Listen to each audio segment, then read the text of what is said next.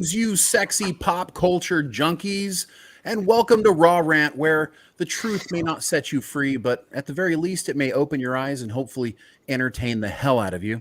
We're here hanging out with some of our rowdy friends to stimulate your brain with all the exciting topics floating around the pop culture zeitgeist. Welcome to the show. I'm your host, Shane Montgomery, and with me, as always, on the boards is my brother and life partner, Brian Montgomery. And joining us tonight on Raw Rant is a man who certainly needs no introduction, a ginger who will steal your soul, or at the very least, your heart with his awesome YouTube reviews, the Dave Cullen. They say I'm cringe. Oh my God. Thanks, guys. Sorry I couldn't make it last time. It was very late. This is much better. That's okay. We wanted to roll it up a little for you. Also joining us is a lady whose nerd culture opinions rally us to war, and her cosplay is almost as hot as her takes. Anna, that Star Wars girl. Hello. Thanks for having me. Hello. Glad you're here. And last but not least, if your diet is low in sodium and you're looking for someone to conquer Las Vegas with, Alex from the Salty Nerd Podcast. What's up, everybody? Thank you for having me today. Appreciate it. Good. Hopefully everyone had a great start to your week. Dave, I know it's already late where you are. How are things on your side of the pond? Good, I think. Yeah. I haven't followed anything like politically, which is another element of my work, I suppose. I've just been so buried in this season. I mean, it's just been great to finally have something positive to talk about as a Trek fan. I'm actually, just before we started, I was working on laying down the audio track for the third episode for my reviews. So it's kind of weird to actually be making the review before the episode airs. So right. Yeah. And also reviewing something you're actually enjoying, right? Oh, for change. Yeah. That's not woke, because some people have thought, I've seen these comments, as I'm sure you guys have as well. You know, there's a lot of people who are still very skeptical of everything we've said, and like, oh yeah, 2 episodes in, but it's going to get woke any day now, you know, but no, it stays consistently non-woke for the entire 10 episodes. Yeah. Everyone's like, yeah, first couple episodes of last season was good too. It's going to get woke any minute now. And you're like, no, it's not. It's good. Well, let's go ahead and start talking about Picard Season 3 since we're here. This week, Episode 3 does drop. And while ourselves and Dave Cullen have been blessed to see the whole season, Anna and Alex are watching for the first time each week. So we're excited to have a couple different perspectives on the show today. I know Dave has a lot to say about the season, but I wanted to first ask Anna, what are your thoughts on the show so far? And have you been surprised in the first couple episodes? Yeah, I was completely surprised. I was kind of getting annoyed because everyone was spamming saying that, people liked it. And I'm like, mofos, people like everything nowadays. Like, and then they're like, oh no, Gary liked it. I was like, really? Gary liked it? And I was just kind of getting annoyed at how many people told me to watch it. So I was like, fine, mofos, I will watch it. And I watched it on my phone in bed because I was being lazy, which I'm really glad I did, because everyone complains about the brightness, but it was fine on my phone. And I was sitting there in bed. I'm like, okay, this isn't bad. Okay, when's it going to get woke? What's going on? Oh my God. Awesome. And then at the end of the first episode, when I heard the Next Generation music, I was like, oh my God. It's like I was holding my breath and I could finally breathe. And I was like, oh, I didn't know. I wasn't expecting this. So I got kind of emotional because even though I'm not Star Wars girl, I'm such a huge Star Trek fan. So I liked it. And then this episode started off a little slow to me. And, but the ending, man, that was great. Ending. Oh yeah, the looks, right? They didn't need to say a word, right? Mm-mm. Mm-hmm. That was for me, it's when the That's Titan awesome. came in and blocked the tractor beam. That I lost my Pretty mind. cool. Yeah. That was pretty fun.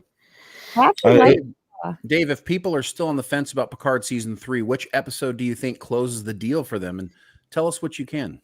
Well, I only watched it the one time. So like you guys, watched the first block of 6, and then through other means that I can't say, I saw the next 4, the last 4. And when I watched the first time through, I thought, oh, well, definitely by episode 4 or 5, definitely, because 5 is like, 5 is particularly special. And then 6 is like lots of stuff happens in 6. It's very good.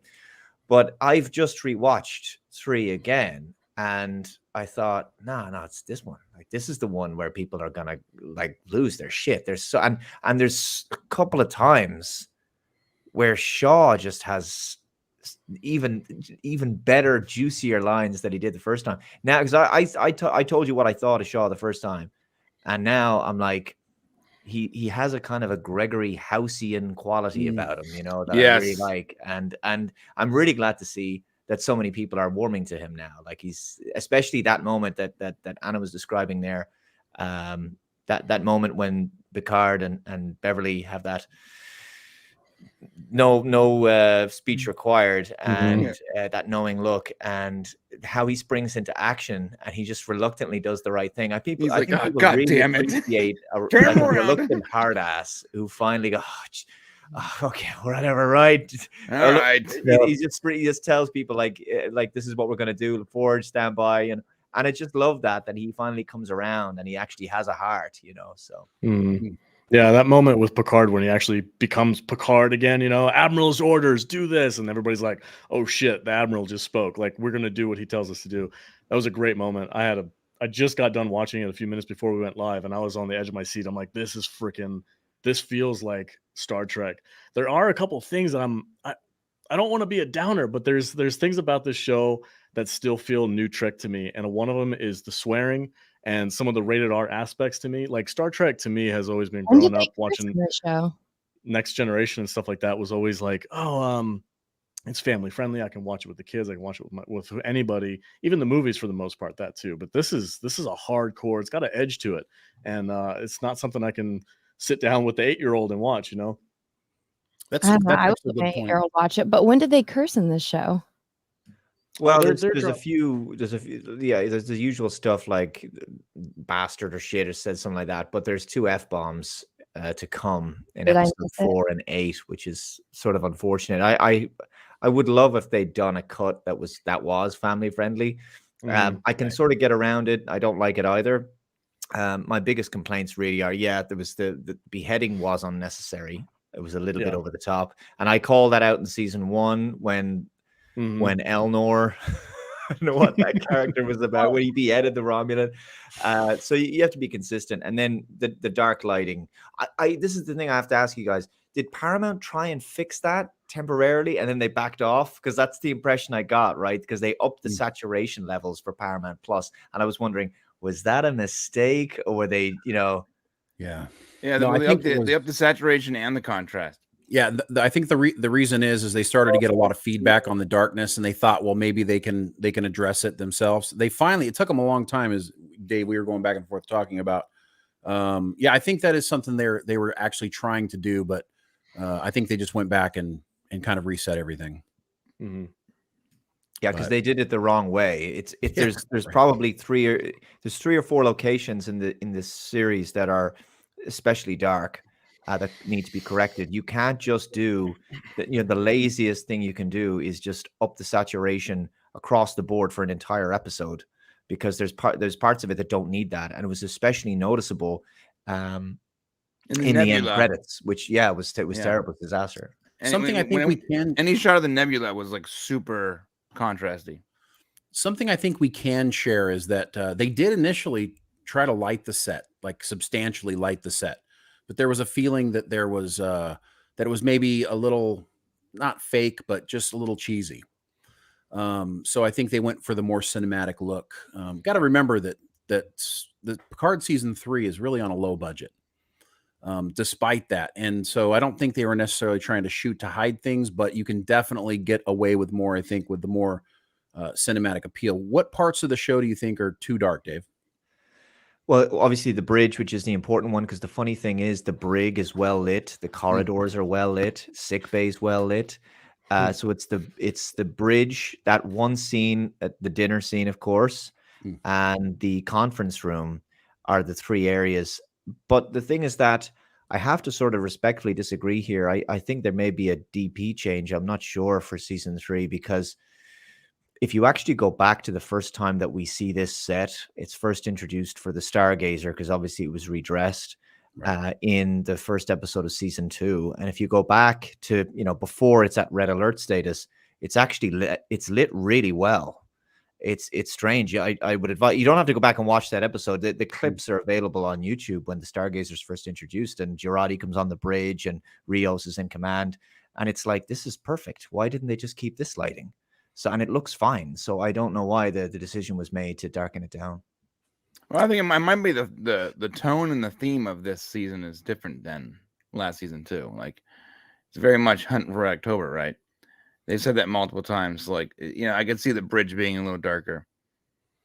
Yeah, it is. I mean, you're definitely, and especially coming up when you mentioned the Hunt for Red October, I think the next episode, you guys are gonna get that feel a lot going forward. Anna, let me ask you. So I know that you're the Star Wars girl, but you're also the Star Trek girl too. What do you think is the biggest difference between season 2 and season 3 so far? What is the feel you get that's different? Watch that shit. Are you No, I watched season 1 and I wanted to blow my freaking brains out. Hell no. I think I might have gotten like to where they went to Guinan's bar and I just turned it off. I'm like, I need to retain some sanity. But you mean 10 and Forward Street? What was that? Oh yeah. Oh, I know. That was so stupid. Well, it's light years better than season 1. Like, this felt just episode 3, season 1. It felt like the beginning of a series, not the first season of a 3rd season show. Excellent. Alex, what are your thoughts? Let's tell us what you think about the show so far. I'm thoroughly enjoying it. So I didn't watch season 1 or 2. I watched I think I watched part of season 1, and then there was like Space Flowers. I think I saw at one point. I'm like, I'm good. Lucky you. And I didn't feel like Picard was the Picard that I grew up with. So I just was like, this isn't for me. Obviously, the trajectory that the whole franchise was in at that time with Discovery and stuff like that, I'm like, I'm just gonna skip. And then I heard word from you guys and from Gary and everybody else that season 3 just like feels like a brand new show, and it really does. Even from the opening credits, my wife and I were just talking about this. Like, she watched season 1 and 2, and she's like, there's a marked difference with just the first opening sequence with the music and the style of the credits and everything like that. She's like, they're really trying to reel in the next generation fans back to the franchise, because obviously they weren't digging 1 and 2. And then I feel like the characters are more like themselves. Riker is Riker finally. He's the go-getter. He's the swashbuckler, the Kirk style captain guy. And Picard, it feels more like Picard now. He's less, wishy-washy, kind of like, oh, I'm in touch with my feelings. He's Picard. He's stern. He's logical. He understands situations, and he goes and he does what's right no matter what. And I'm like, this feels real to me. This feels like I'm back in the next generation era. I love it. Awesome. Real quick, some super chats. Go ahead. I almost forgot. Sorry. Hey, CJ O'Neill for $20. He just says, Dave. Someone you know, Dave? And Mexican Iron Man, our brother from another mother. Shout out to brothers Brian and Shane and this great panel. Thank you, Mike. And Eddie from outer space. Haven't watched Kurtzman Trek since STD season 1 started. With Picard season 3, I'm hooked. Greetings from outer space. There was a couple that from the very beginning. Thank you so much for that, Eddie. There was a couple before we actually started, super chats that came in. Did you see those? Because one specifically talked about the beheading. I'll grab it at the top. What, super chats? Yeah, there was a couple of super chats that came in before we went live. Anyways, one of them, and we'll have to go back and find it, but one of them actually addressed the beheadings. And I know that is something that, so Dave, let me ask you, do you think did it really bother you that much? There was no blood or anything. We got a pretty clean cut. Do you think it's just too little over the top or I don't know who it was. Was it Major Grain or someone else? They do the clips and they compare, Star Trek from book 4 and saying, I don't think they would do this, and Worf wouldn't do that sort of thing because he has spared people's lives in the past on Next Generation, of course. But this, okay, so would he actually behead someone? Would Worf do that? Yes, I think he would do, given the context. So people were saying that this particular Ferengi Sneed was unarmed. He wasn't really. He had the knife there, but even if he wasn't, that's sort of irrelevant. He had just ordered his hitmen, his henchmen, to kill Raffi, and that's it. That's all the justification you need. So I don't care that he killed him, and it doesn't really matter how he did it, whether he threw a sword right through his chest or whether he cut his head off. The point that I think that Salty was saying there is the important point is that it shouldn't be on the show because it's not family friendly and it's not Star Trek, just like the swearing. It's unnecessary. You know, there's lots of ways that a character could just be killed, you know, in a fairly standard action sort of the way they did fight scenes on The Next Generation. They didn't need to do all of that. Yeah. So, you know, speaking of kind of this being a little bit not as family friendly, you know, comparing him to the movies, let's say, because we have to agree that Picard season 3 is really more of a take on the TOS movies. I think it's kind of locked into that flavor along with the Next Generation. It's not really like a TV show as much as it's like a movie. So do we give it a little more leniency because it is more like a movie and we're seeing it on streaming as opposed to regular television? Well, that would explain some of the swearing, maybe not the F-bombs, because there'd been swearing in the movies and that, and they were a little bit more adult, I suppose. Yeah. Okay. Yeah, the movies have always leaned more towards like the action side of things because they're trying to reach a broader audience than just the sit in your house in the evening and watch an episode people. Like the hardcore fans like us who are going to watch it week to week, they're trying to make the money, they're trying to make a bigger reach, so they have to make something a little bit more meatier and a little bit more adult for the general audience. But there is, I do believe that there is a line with that. Like obviously there's the famous like hilarious bit in one of the original Star Trek movies with Spock swearing, and he doesn't know what the words mean or stuff like that, and he's learning how to use them, which is hilarious and funny. But they stay on the PG side, and that's where I've always seen even the Star Trek movies, even ones that are way more action oriented, like they always kind of lean more towards the PG side of things, and it's okay to kind of, you know, get a little bit more heavy these days. I can understand that times have changed a little bit, but the thing that I've always loved about Trek was that it had that aspect to it where you could sit down with the whole family and watch it. And I feel like they're losing that. I don't know if it's because they think Trek isn't cool enough, so they have to make it cooler. I don't feel that way. I think Trek, the way it used to be, was just as cool as it is today. And I think they're trying to edge it up a little bit too much. What do you think, Anna? I just got back, so I feel bad. I completely missed the question. How do you feel about cussing in Star Trek, and how do you feel about the family side? Sorry, what was that?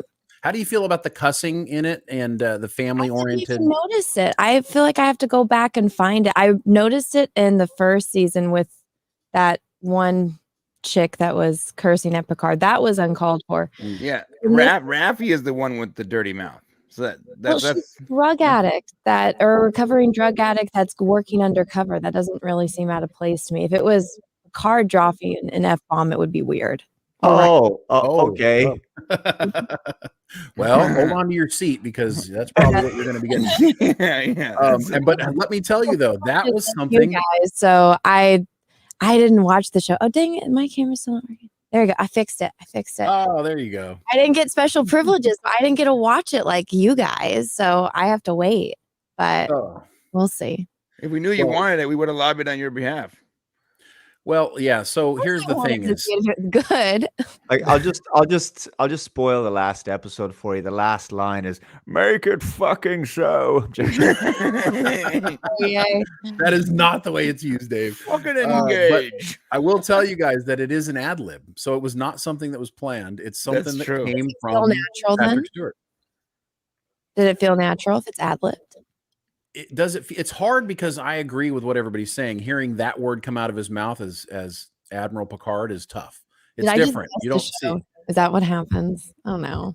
Yeah, but there is a moment where that happens. But that did come from Patrick Stewart himself. So can I just say, I think one of the weirdest things about this show is the fact that Picard's son is named after his ex-best friend, and she named his kid after her first husband.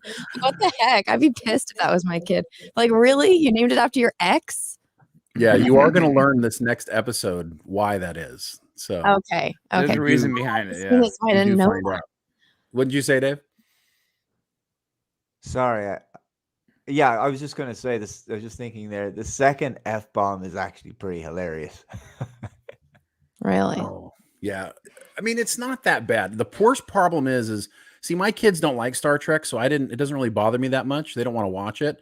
But I see what Alex is saying because it is kind of tough. And I did say when we originally watched all 10 episodes, the one feedback I came back with was some people are not going to like that. So You know, I think they just kind of said, well, the times have changed. It's movie oriented. Yeah. And but you are going to lose some families for that. I don't have a problem with it because I can never get my kids to watch it anyways. So. Well, also, I mean, kids don't pick up on it really if you don't like point it out to them. Like there was so many movies that I watched when I was a kid that watching now, I'm like, oh my God, like Ants. Have you guys ever seen Ants? Cullen? When he gets the princess out of the anthole, she's like throwing a tantrum to go back, and he's like, "Fine, I was going to include you in all my erotic fantasies, but never mind." That I was like, "What on earth?" Yeah, I did not notice that. Also, Shrek has so much adult humor. It is crazy. Yeah, I let my son watch Back to the Future. I love Back to the Future. I never even considered it to be inappropriate in any way. And he's like young, 6-7 years old. And I forgot how many times Marty McFly like drops like, "Oh, son of a bitch," and this and that. And I'm like, and then my kid started saying that stuff, and he's like, "Well, Marty McFly said it," and I was like, "Oh no, Alex, what about the super uncomfortable incest scenes?" Yeah, there's that too. I'm like this. I'm like, oh, I forgot about this part. Shit. Well, that's the point. Is it's supposed to be uncomfortable because it's his mom hitting on him. It's like, oh my God. It's like, what a nightmare. Oh, Marty. And you're like, oh my God, my kids are in here. Relax. So we got a super chat here from Judah Khan that I think is good. Hail Popcast, $10. Thank you, Judah. Season 3 is much better than expected. 2 questions.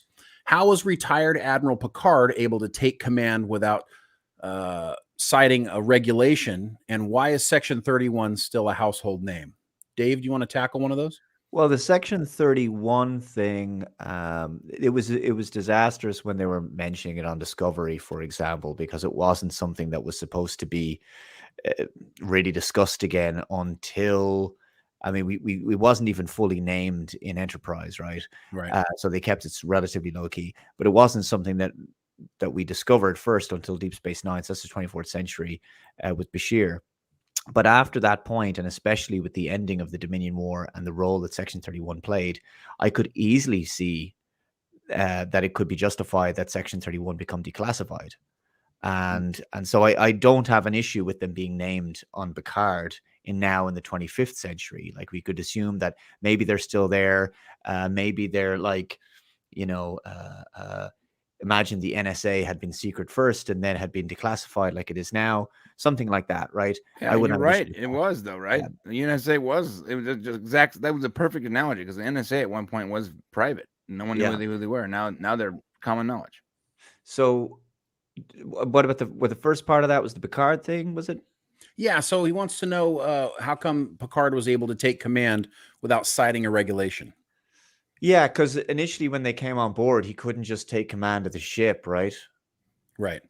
And some people have brought this up. I think it didn't bother me when I first watched it, and even the second time I watched it, because of the emotion behind it, you do get swept up in it. I took the assumption that it was a special circumstance, and that they're not in Federation space, right? And right. I took the impression that the rest of the crew, all of the junior officers, were probably gonna go, look, maybe we should listen to the Admiral here, kind of thing.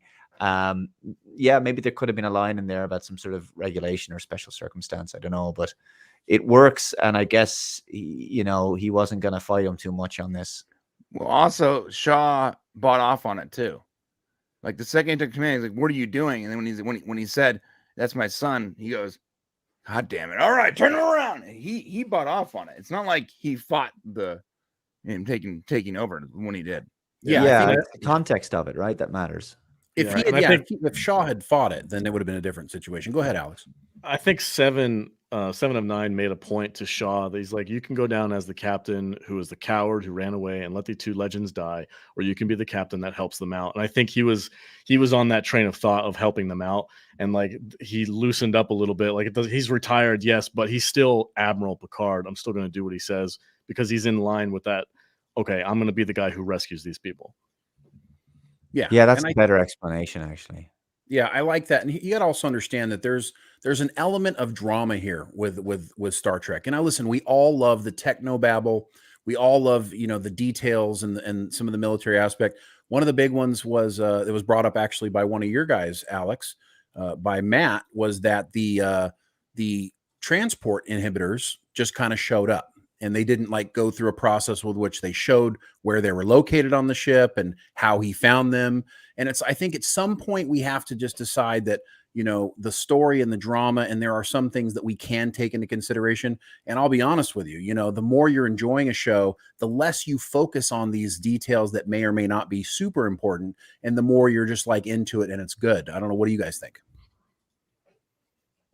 I think it's forgivable. You can say, I mean, you can headcanon something and say, well, Crusher's ship is made for smuggling and she's been involved in all these types of like nefarious activity. So maybe having those inhibitors there would be useful in another situation where she's trying not to be taken off of her ship.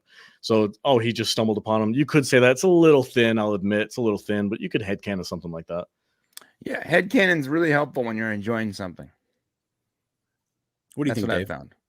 Well, you know, nitpicking and this sort of stuff, this is what I actually enjoy about being a Star Trek fan, right? It's all the ways you're kind of making up for exactly what Salty described there, which is the headcanon stuff, which I like that term, right? Where you're trying to reconcile things. It would be far worse if we were complaining about the show's woke, the characters are unlikable, nothing about the plot makes sense, it's not enjoyable.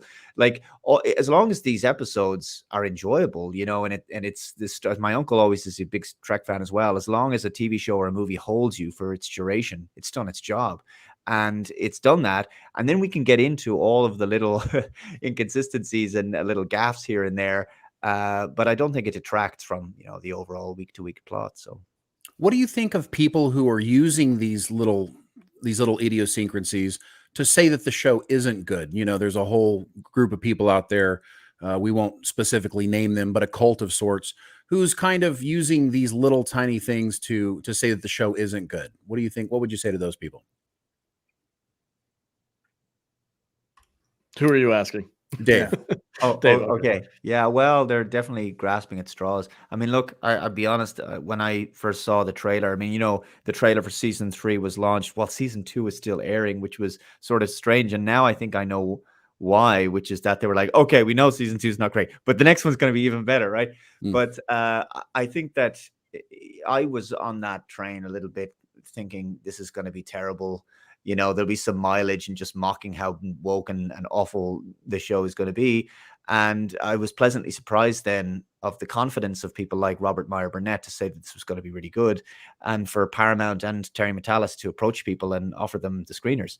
So that meant that they knew they had something good.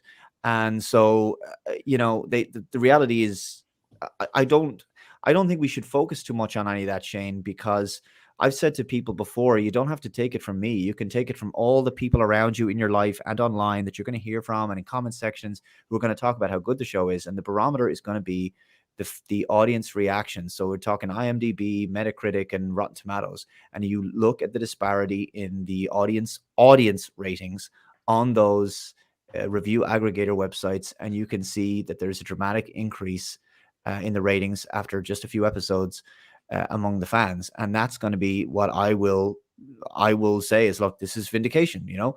And so we'll come back in 7 weeks time, it'll all be over, and you know, you guys know this show this season sticks the landing without any doubt about it. Like, it really does. And so I'm not worried about all those things. People, they have nothing else to complain about, so they have to focus on things that have always been issues with Star Trek. Right, every season, every movie has these little things, so it's nonsense. And we got super chat real quick from Son of John. Did you know that? Did you know Klingon belief holds that an individual should show his face to an enemy when he or she kills them? This also applies to Klingon assassins. I did not know that. I mean, makes sense. I mean, ideally that'd be great, but when you're fighting 4 guys, I don't know. What do you think, Anna? Worf. It's the honorable thing, but Worf isn't an assassin, and he wasn't covering his face.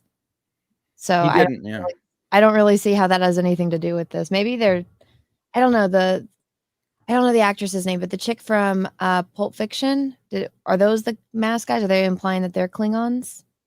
No, I think he's talking about, because what are you talking about? He's talking about when Worf killed everyone, but yeah, he wasn't wearing a mask. He wasn't wearing a mask, and he wasn't hiding who he was. He did kill the guy from behind, though, so technically he wasn't facing him. Yeah, well, you know what? Worf grew up with humans, so there's He's got some a human long parents. time ago. None of those rules apply anymore because he's a pacifist, guys. Is he? Yeah, no. So the complaint was, Yes. is Worf a pacifist? And now the complaint is, why is he so violent? Haven't Take a you lane, watched guys. Star Trek? I don't know. Worf was always pretty violent. Yeah. That's been the complaint, though. I'm glad you brought that up because the people were saying, "Oh, he's a pacifist, great," and now they're saying he's too violent. So the question is Who are these we people can't that make are anybody happy, or what's the story here? Well, they're nerds. They're like I us. know that, but I mean, I feel like maybe I'm out of the loop on this one. I don't know who these people are. I kind of ignore everyone until they come onto my timeline. Then I have to deal with them. But as far Anna's the main character of her story. Okay, you have to be in her orbit for her well, to hear no, it's like especially when it's people complaining, because I have my own complaints. I don't have time to listen to other people's complaints that That's aren't fair. children, you know? Yeah. So, or my friends that I'm talking to. So I don't know.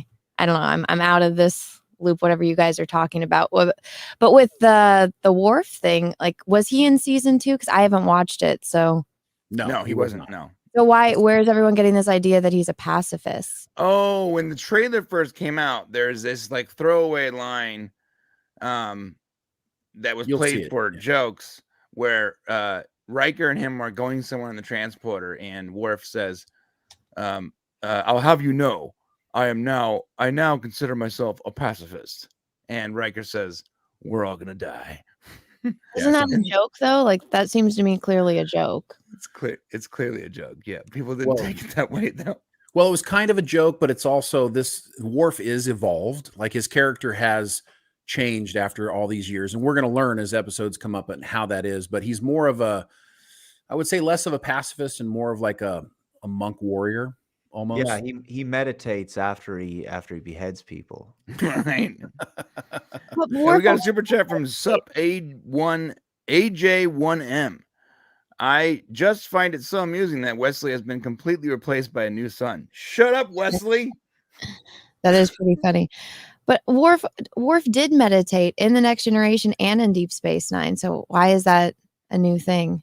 That's true. I think he's just evolving the character, and we've seen the whole series. So I guess it's not fair to us to judge this, but he is. This is the best version of Worf, and he has matured a lot. He's a slightly different person. Version of Worf, really? Oh, you're gonna see. Yeah, that's a strong stance to take. Well, I would say that. Dave, would you say this is the best version of Worf going forward? Version of all of the characters, actually. Right. Yeah, really, really, all of them. And you're already seeing more. Oh, geez, sorry, you haven't seen 3. I just watched 3, so I keep thinking you've seen it. I'm not bragging or anything. I'm just saying. But like the Riker stuff, like Riker's that is, especially these next 2 episodes. Like Jonathan Frakes has enormous gravitas this season. He's great, and he's spectacular. He's given the best stuff, and he's done the best acting he's ever done in his career. I agree. Alex and Anna, you guys have seen 2 episodes. Episode 3 coming up. So do you have, I know you're hearing this great stuff from us and Dave and from Gary at Nerdrotic and a lot of people, but do you guys still have like a little bit of hesitation as far as going forward? Since Picard seasons 1 and 2 actually didn't start out so bad, the first couple episodes. What do you guys think? Every time I see Raffi on screen, I cringe a little bit because it's like bad memories. And I'm sure her storyline comes in and it feeds into the main plot. I trust that you guys know what you're talking about when it comes to the writing and stuff like that. So I'm just kind of waiting for it to come together. But Raffi's really the only thing I have any kind of issue with, and I don't know if it's because I just don't like her character from the past 2 seasons, or if it's because I feel like her storyline of like the drug addict just seems really strange to me in the Starfleet kind of world that she exists in. But she's really the only thing that I don't care for, but I feel like that might change further into the story that we get. Yeah, I felt the same way. They actively correct that character, and they do it in a way that's very just perfect.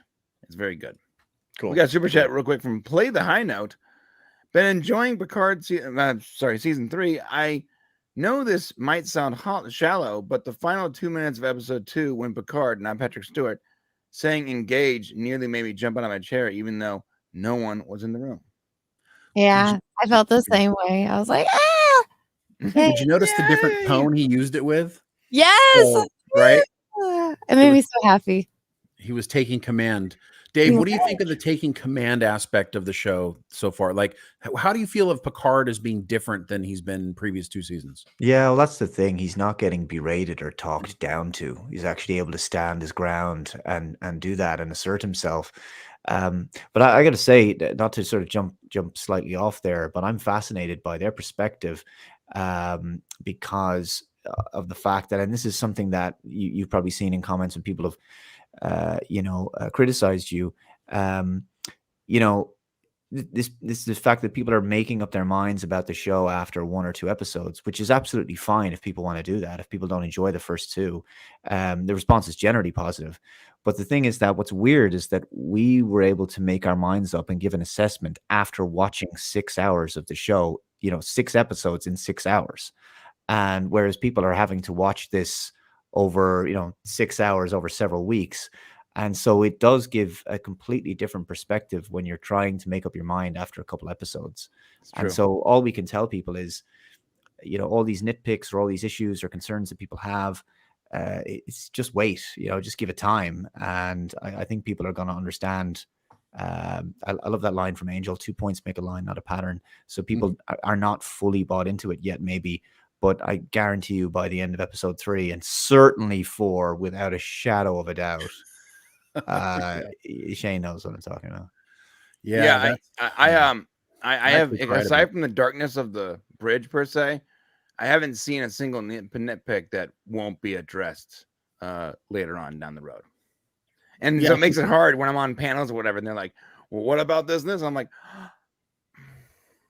I just gotta shut up because I can't answer without spoiling it, Well, you say I felt the same way he did about Raffi. I'm like, every time I see her, I'm like, God, get off of my screen. Yeah. And then when Worf shows up, I was like, yes, that's who they're gonna tie her in with. Because at first I thought it was Geordi, because she kept rinsing the Daystrom Institute, and I was like, oh, it's Geordi, because didn't Picard said that he's like working there in the first episode? So I was like, okay, it's Geordi, and then Geordi's gonna show up or something.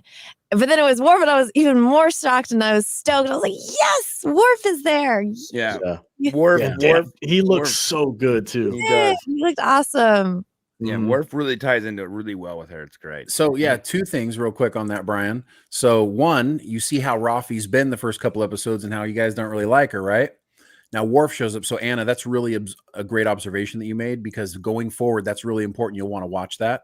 Because at first, like I said, the first episode, because I didn't watch any of season 2, so I haven't watched new Trek since season 1 came out, and whatever that stupid cartoon was, I gave that one 3 episodes and I was done. But it felt like, okay, this is a new show. Every character is getting reintroduced, like Picard's Romulan girlfriend. She reintroduced herself. Raffi was reintroduced herself. So I was like, okay, how's this going to tie into everyone else, since we have all these separate plots going on? And I was just so happy that it was with Worf, and I wasn't expecting that at all. So I was like, that was a very pleasant surprise. Awesome. Alex, a lot of people, I'm glad you brought up that you said Worf looks good. A lot of people are complaining that Worf looks terrible. Really? So yeah, it's a weird thing out there on Twitter. People are saying he looks awful. So some people would say that Klingons don't have gray hair as fast as Worf does. About? Didn't they watch Deep Space Nine? I know. Look at Deep Space Nine.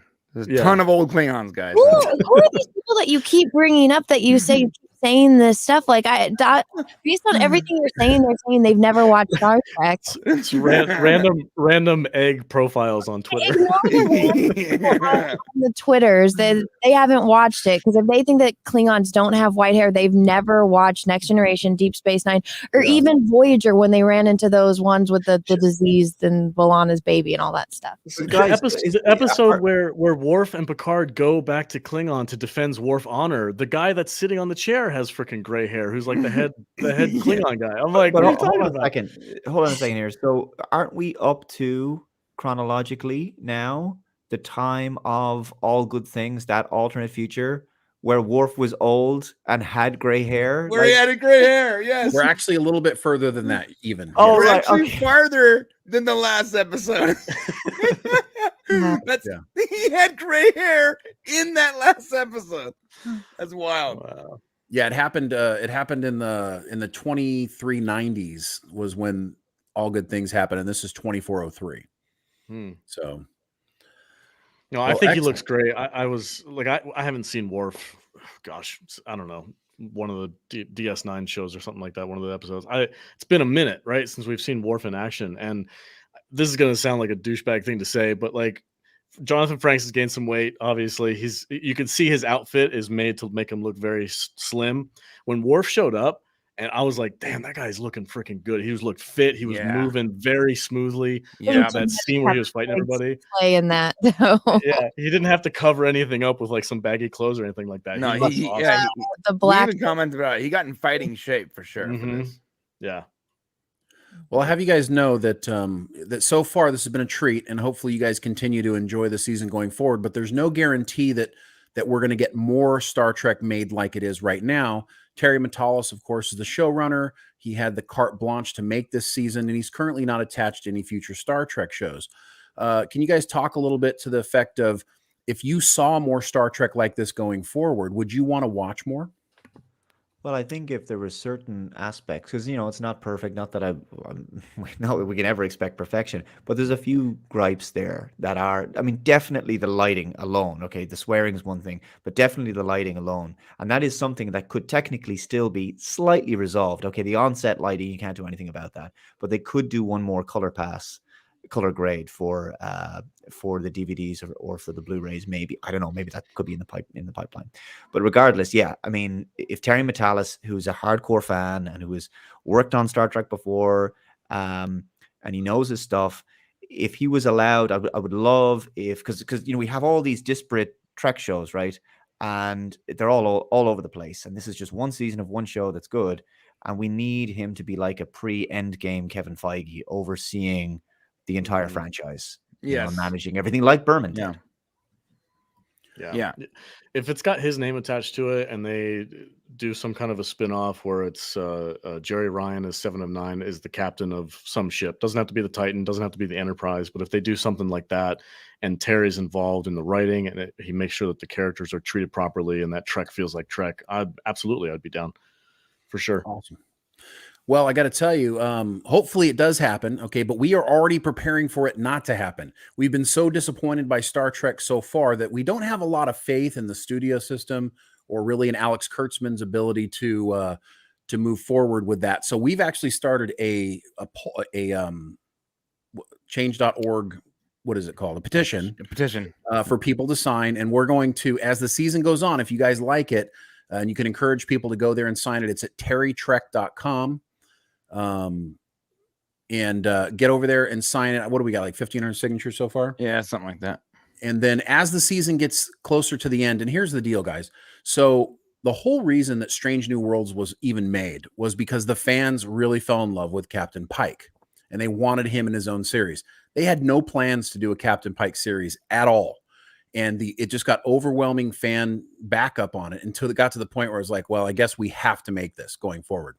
And we kind of get the sense, actually, we get a strong feeling that the same thing is going to have to happen once you get to the end of the series. And I got to tell you, Dave can confirm, once you guys get to the end of the series, you're really going to demand that you get more of this. We feel strongly.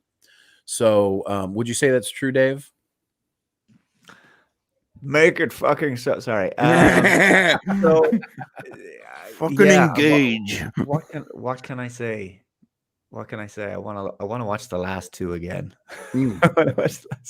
Yeah, no. Look, it's definitely left. So this is the interesting thing. The first episode is called The Next Generation, and all I'll say is that has another meaning. And what you're watching this year is an origin story in more ways than one. And there's definitely a sense, and Terry has talked about this before, I don't think it's a secret, that there is a sort of a new generation being prepared, and that without this being an overt torch passing thing, right? Because it is ultimately a Picard and next gen story. but there's definitely avenues there for a story to continue based on where we're left off at the end of the season. And I think the franchise is in a far better place. Even New Trek is in a much better place, because I personally think we're not going to get the reboot and the reset that we would like to go back to pre-2009 Star Trek and just undo this whole JJ secret hideout Kurtzman Trek. That's not. I don't think that's ever going to happen. But I think Star Trek can be reformed from this point forward.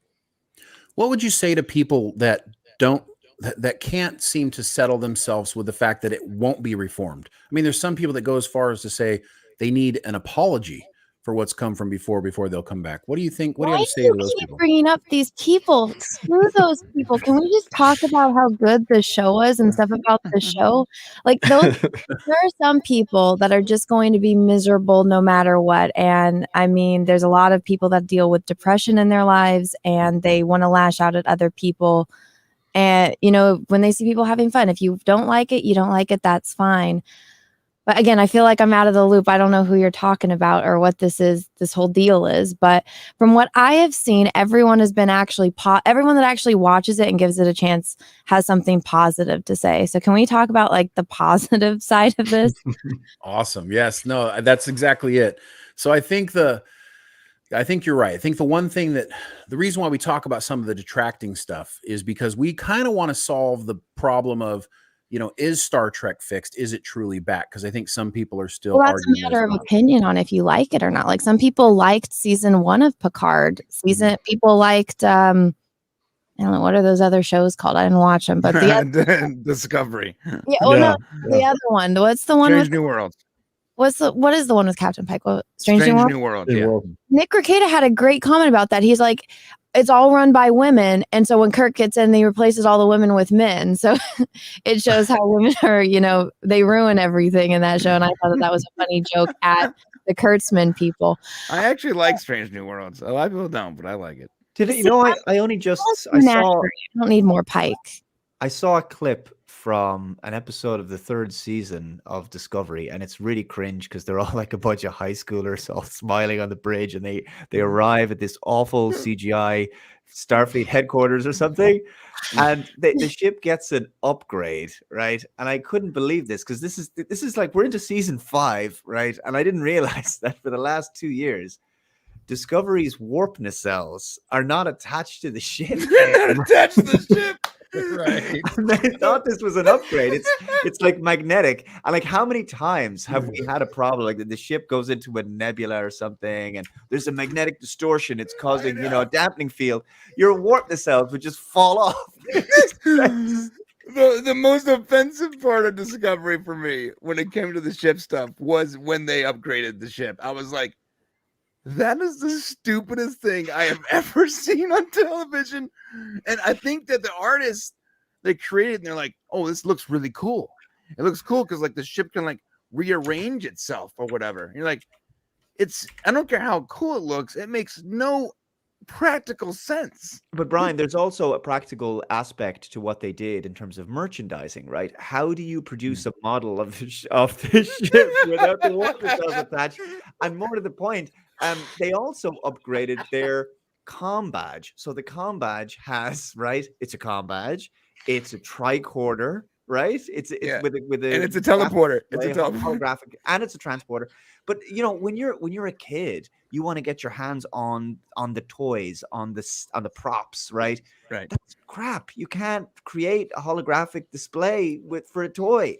You Right. want a conventional handheld tricorder and phaser and communicator. All these things are cool, Right. Yeah. They really shot themselves in the proverbial foot with that one. Yeah, well, I mean, kids don't watch Star Trek, so they kind of shot themselves with the toys already. Well, they don't watch it anymore. Yeah, they don't watch it anymore. They used to. Yeah.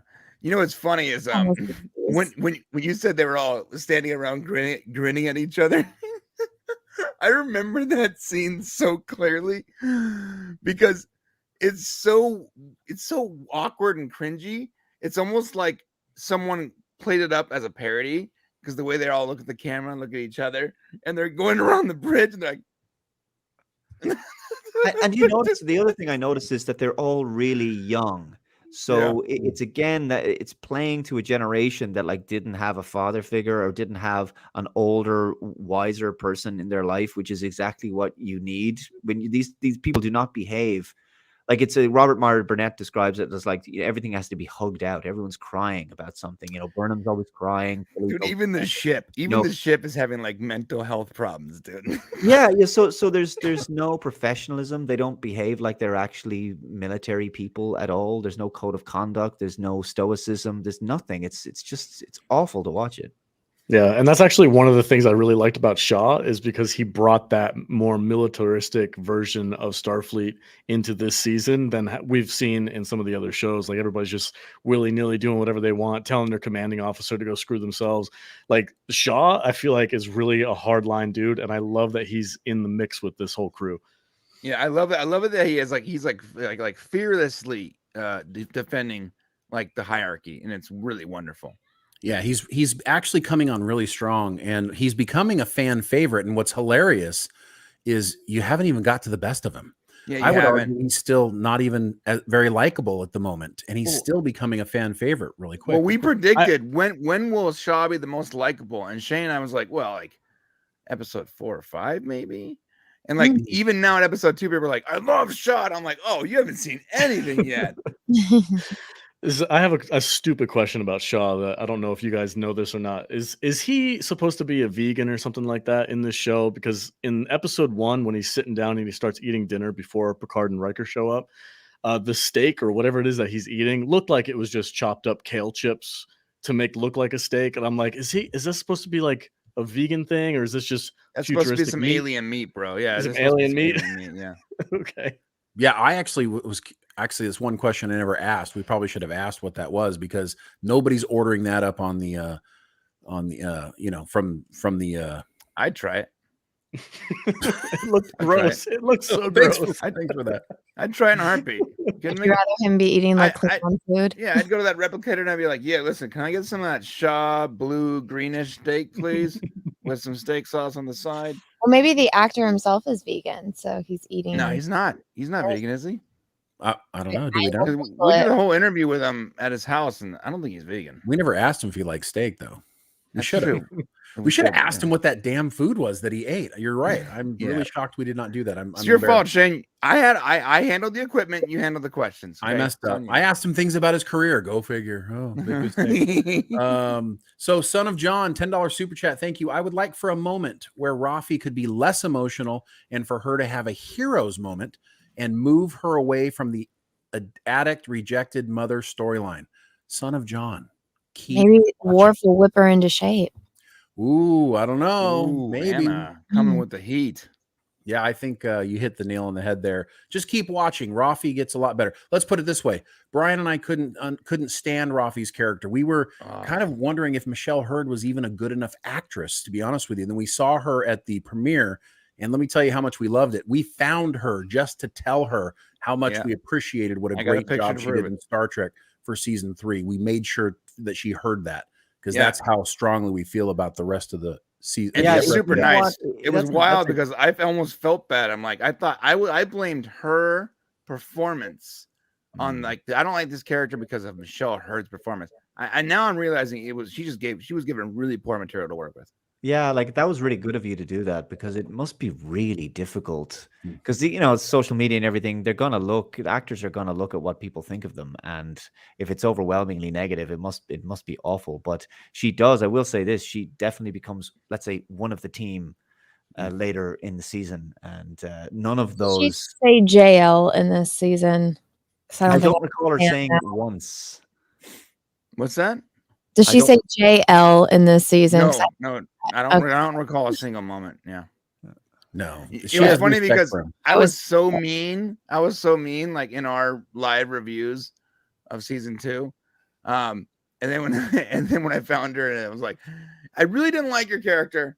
I'm sorry. I like your character now. And she was so nice. She gave me a hug, and she's like super tall. It made me feel like a very short, fat guy. But yeah, I made you feel like it, or you are okay. I mean, I'm not that short though. I just felt really short because she's so tall. Excellent. Okay, so far, Picard season 3's got 100% from the critics, 100% on Rotten Tomatoes, and the audience score is at 87%. Still 100%. Not Still a single 100%. detractor there, huh? Interesting. Not one. So the question is can we continue to get more? And listen, we've got 8 more weeks where we can enjoy this and see where it's going. Dave, is there anything else you want to say? I know it's late there for you, and we don't want to keep you up all night. Do you have anything else you want to say about the season? Well, there's some aspects of the season that are not as strong as others. There's maybe one episode in there that for budgetary reasons is more bottle based than I guess I could say that, but I think the last 3, and in particular the last 2, yeah, apparently they want to put them in IMAX. That's what I've heard. Yeah, we can't say that no more. But I don't know about that, dude. I don't know where you heard that. But I don't know what you're talking about, Dave.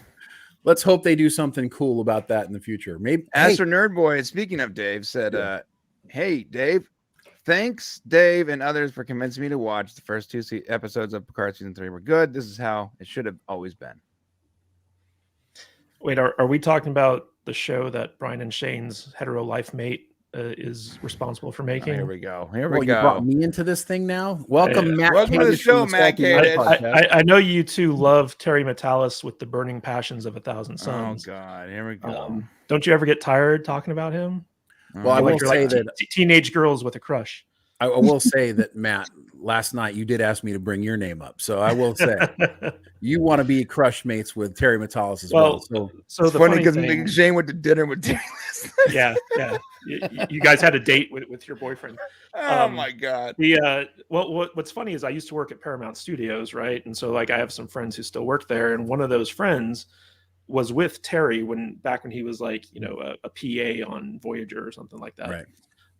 And so before months ago, this is way last year, about midway through last year, I think. So I asked my buddy, I was like, "Hey, do you know Terry Metalis?" And he's like, "Yeah." I'm like, "Can you hook me up with him and try to, so that he can come on our podcast and give an interview about 12 Monkeys and all this other stuff?" Cause I love 12 Monkeys.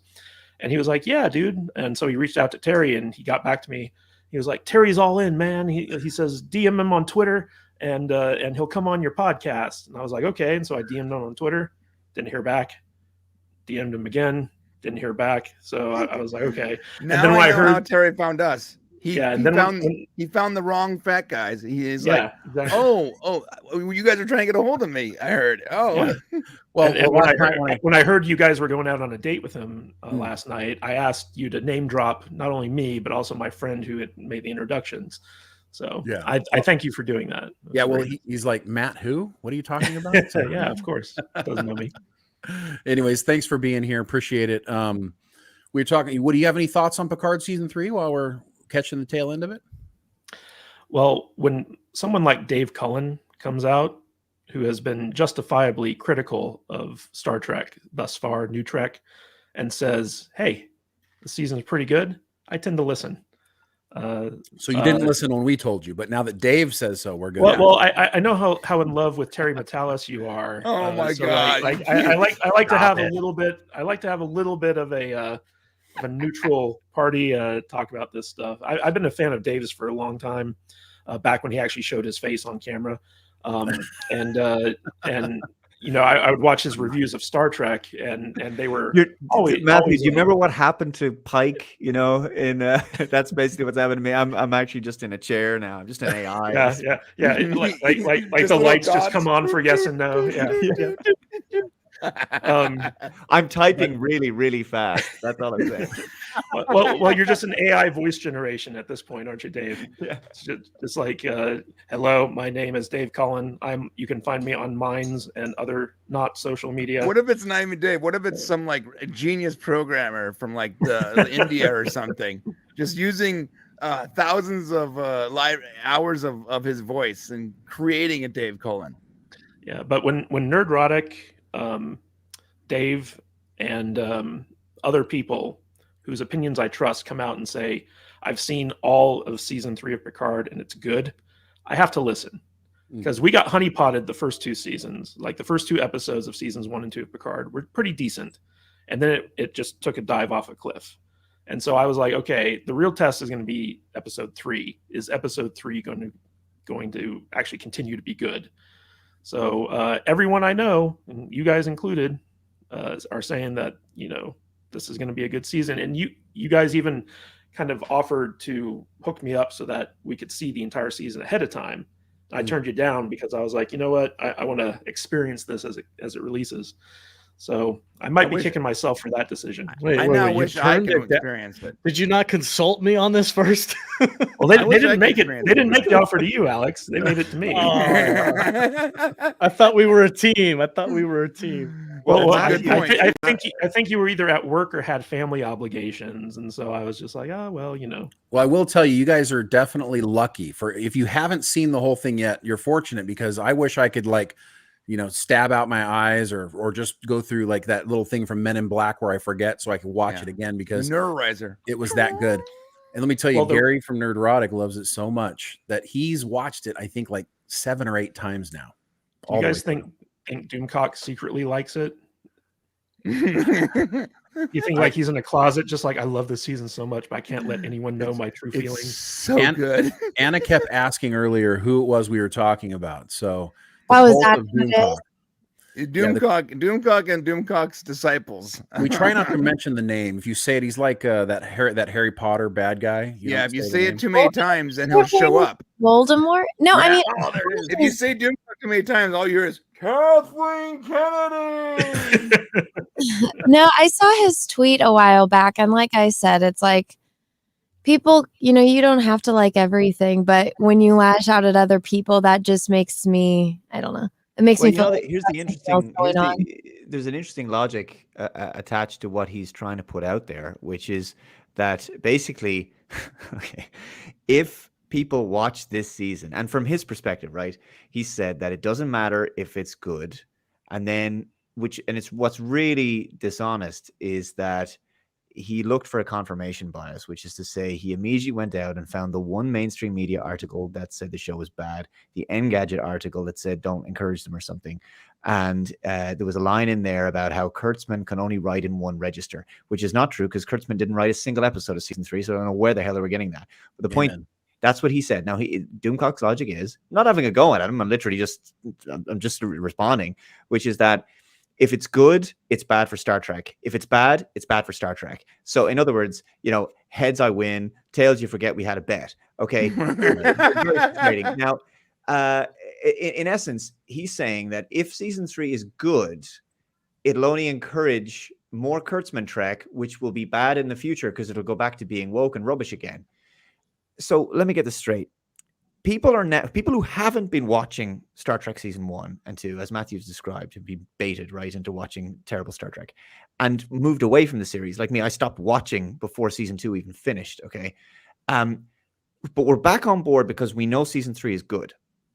Apparently, our enjoyment of season 3 is going to somehow affect our brains such that in the future, when Star Trek gets crap again, we won't know the difference. We're going to keep watching because we're going to be like brainwashed into watching shitty Star Trek. And we won't, it's so insulting to the audience to suggest that they won't be able to differentiate between good quality entertainment and bad quality entertainment. I mean, this is the logic. So look, you're so stupid. You're going to fall for it. If future Star Trek is going to be bad, okay, it's bad. But this is the present, and I live in the present. And season 3 of Picard is really good.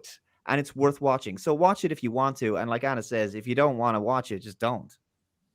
Also, don't make your own opinions. I don't base my opinions on what other people say. I watch it and I enjoy it or I dislike it based on how I feel about it.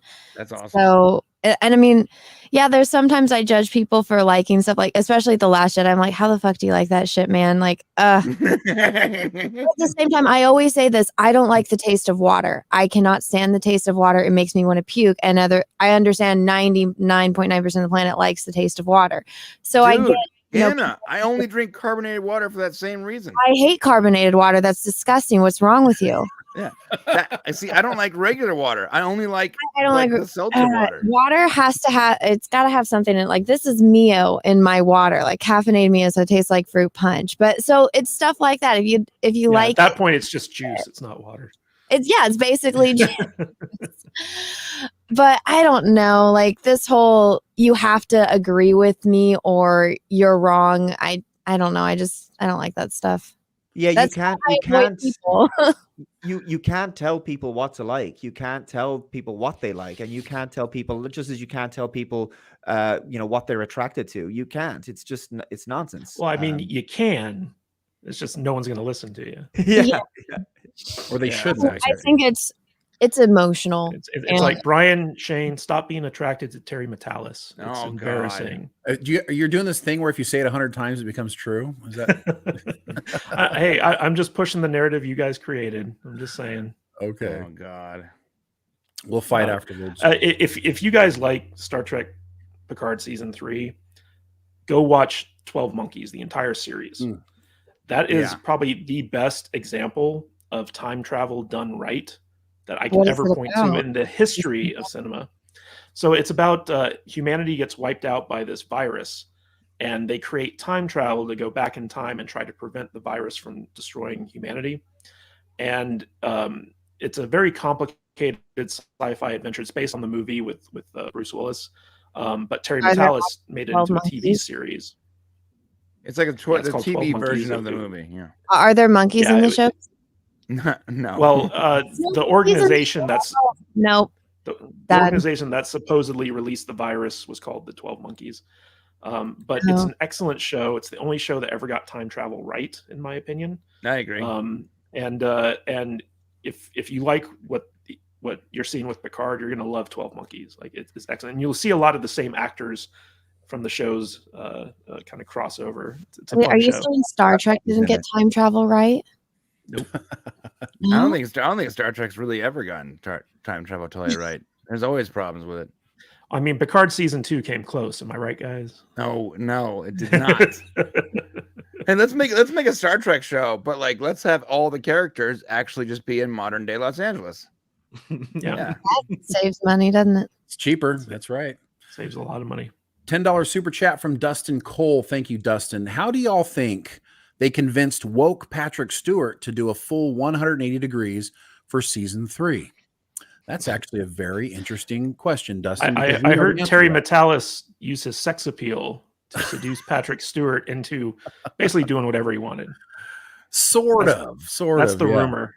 That's So the rumor he got a bottle of red and went and paid him a visit. That's what happened. He showed up at his doorstep with he just kept him drunk the whole time. with a couple bottles of wine. He got him Stewart drunk, didn't know what he was doing. and then talked him into everything. And then Patrick Stewart shows up with his notes, and he's like, "Look what I thought of last night." Yeah. Well, I'll tell you the real story is that basically he sold Jonathan Frakes first.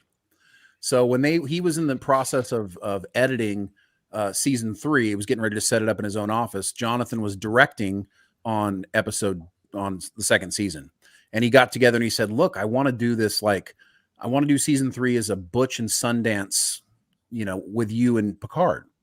And so, Frakes was like, "I'm not an actor anymore." And Terry told him, "Yes, you are. In fact, you're a great actor." And that, I don't know if that gave Jonathan the confidence, but he's like, "Okay, yeah, I'll do it." And if you saw, he lost a ton of weight to do it.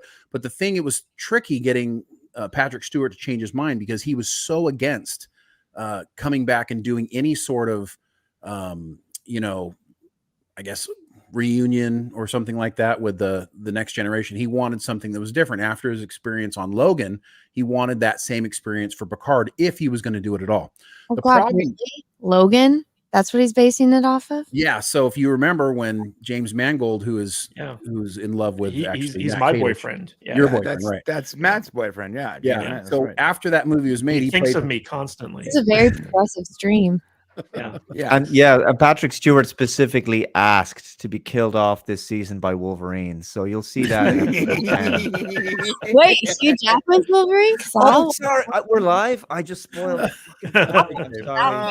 Dude, you're not supposed to know that. If Hugh Jackman comes back, I'll watch it. Actually, sorry, Anna, he's going to have Pike hair, though. It's Commander Logan. Okay, it's Commander Logan. Commander Logan. He can say whatever name he wants to say. As long as So the thing that convinced Patrick Stewart to change his mind was really the way that Terry couched it to him.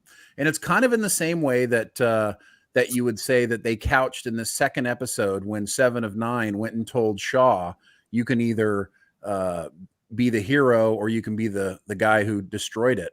I think in a way, Terry almost kind of did the same conversation with Patrick Stewart. He's like, look, you could, be the guy who brings back and has this incredible ending and everybody. And what he told him is he goes, you know how you wanted like Picard to have this change over 30 years? Well, guess what? Everybody else had a change too over 30 years. And I think that got Patrick Stewart going, oh yeah, I guess so. I guess everybody would be a little different. And so then he became like agreeable to actually making it. And it was pretty difficult to convince him from what I understand. Well, he did a good job. The one thing though is like his voice is cracking when he's saying certain lines. And I'm like, yeah, it's getting pretty old. Mm-hmm. You can see, you can still tell he's old, but it does feel though, like maybe they gave him some uppers this season. You know what though? Like Shatner's older than Picard, and he doesn't sound like that. No, he's an alien. He's an alien. I can tell you why, because Shatner eats red meat. Okay, it's the wild turkey.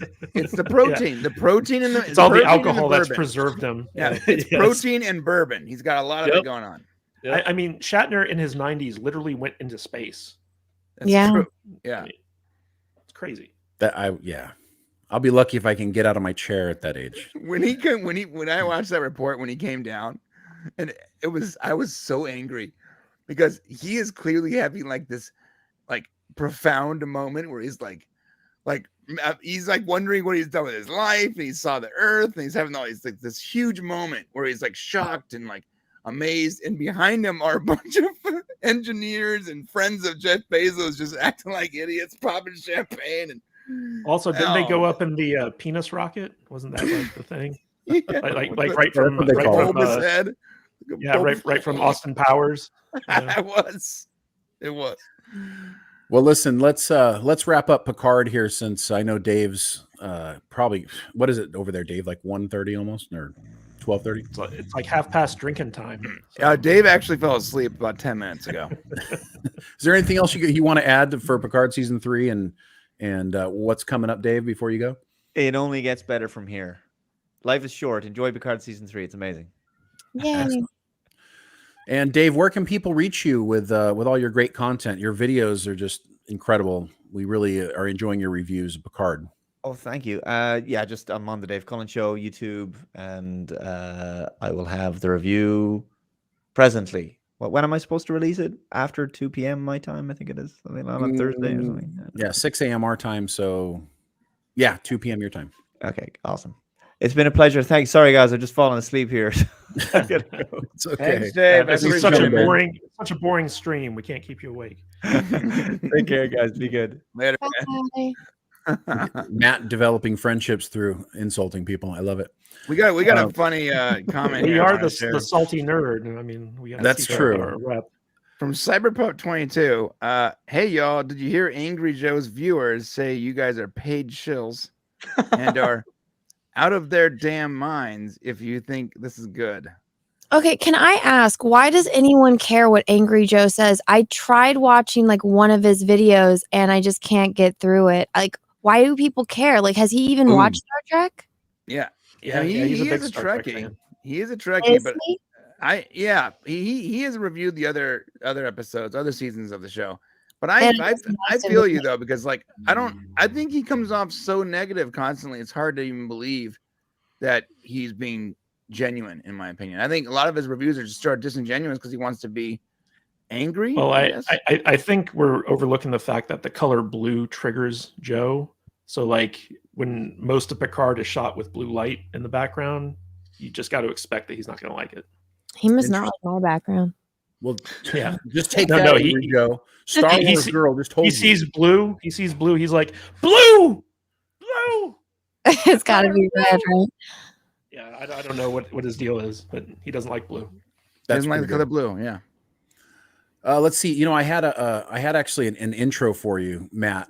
I had a really good one, but I gave it to Alex. So It was all about low sodium. Oh, I got the leftovers, man. Well, so Alex, so Matt made it sound like you were not going to be on the show and it was just going to be him. So I created an intro for him. I didn't know you were actually going to be here. So I'm like, well, no, he showed up. So he told me before. He's like, hey, I'm not going to make it. Can you sub in for me? And I was like, yeah, sure, no problem. Well, we're happy to have both of you guys. So listen, it's nice to have a little bit of salt in your diet. But my comment was going to be, did you guys get enough rain over the last few days to actually start covering up those bodies in Lake Mead that the gangsters all dumped?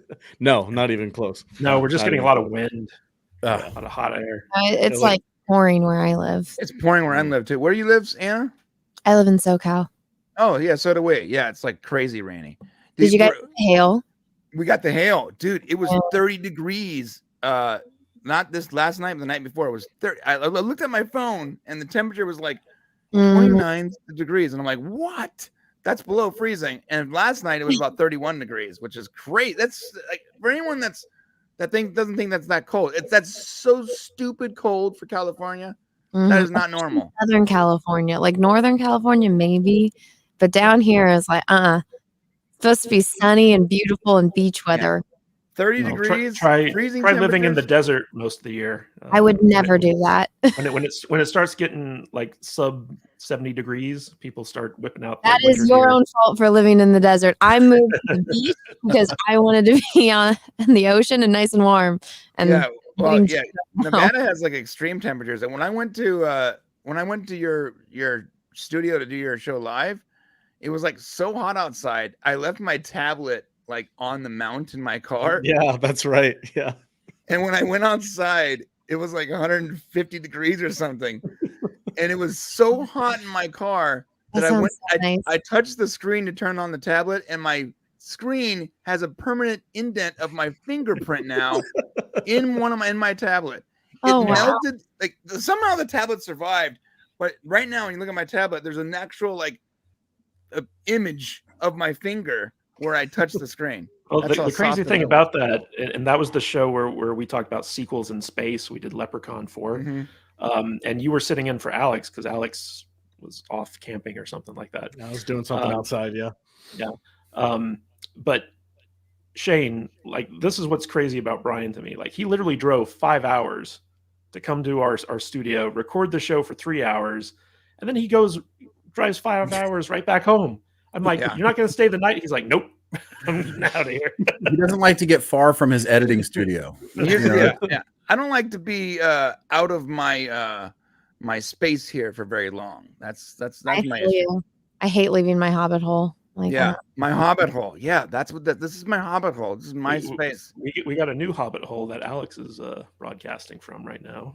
Oh, are you in that space right now, Alex? That's awesome. Yes, sir. Man. Yes, sir. The internet looks good. The quality looks great. It's blurred out behind me, but the other workstations are behind me for editing. And looks stuff good, like that. man. Yeah, your first live show is coming up. You guys are going to record there tomorrow? Yeah, we got the final touches on the studio, so hopefully everything actually works correctly for a change. We'll see. So I'm sure we'll have a few bugs to work out. Go ahead. You guys want to talk about some teen girl power porn? Oh yes. I watched this trailer. You literally said every single power word you could have in order to get me invested in this conversation. That's a cat up to the stream where it can't get shut off yet, so that was good. We're far enough along where they're not going to. Well, hey, we're such a progressive stream. YouTube is cool with whatever we say, so it's all right. Right, whatever. That's accurate.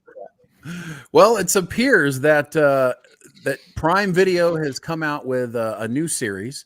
In which it's called The Power, in which only teen girls, have developed this power to electrocute men at will, apparently.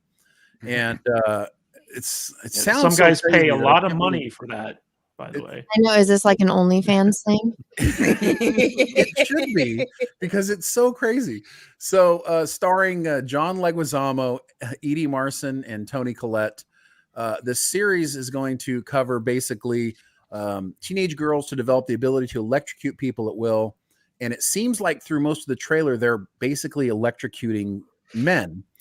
Do you guys think this is just, kind of like the Oxygen Network and their desire to have revenge porn for women? Do you think it's something like that? Or do you think this is really a product of our social identity struggle? Like, why are shows like this happening when it's blatantly obvious that it's woke?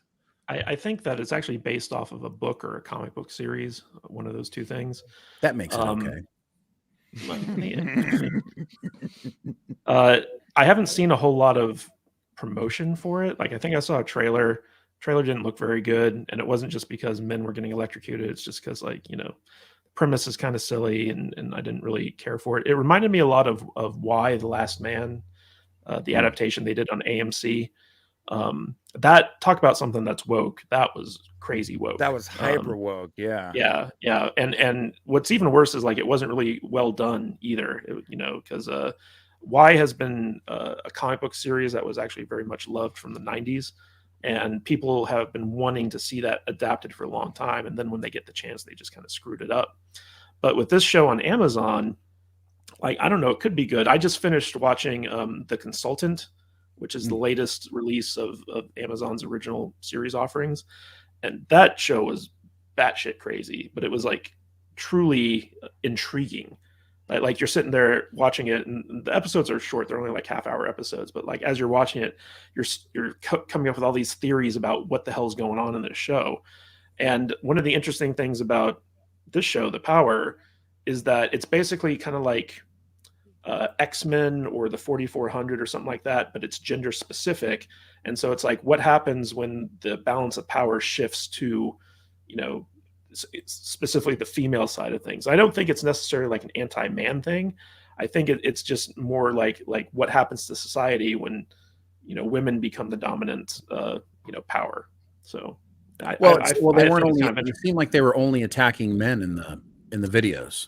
Well, I mean, like, they have the trailer, but I mean, so yeah, it really sounds like porn. Like, I haven't seen anything about this till right now. That's all this sounds like to me. It's gonna be a bunch of teenage angsty female Palpatines running around, just like electrocuting people. Yeah, this is like an OnlyFans show. It's very strange. It's very strange. I watched the trailer and I'm like, I don't know who this is for, but I'm not gonna watch it. It's not something that's up my alley at all. It just seemed like they were going to be fighting the patriarchy the whole time, and I mean, that's fine. If it's a book and it's got fans out there, I'm sure they'll watch it. But it's not at all blipping on my radar. I'm not going to bother. I'm going to watch it so hard.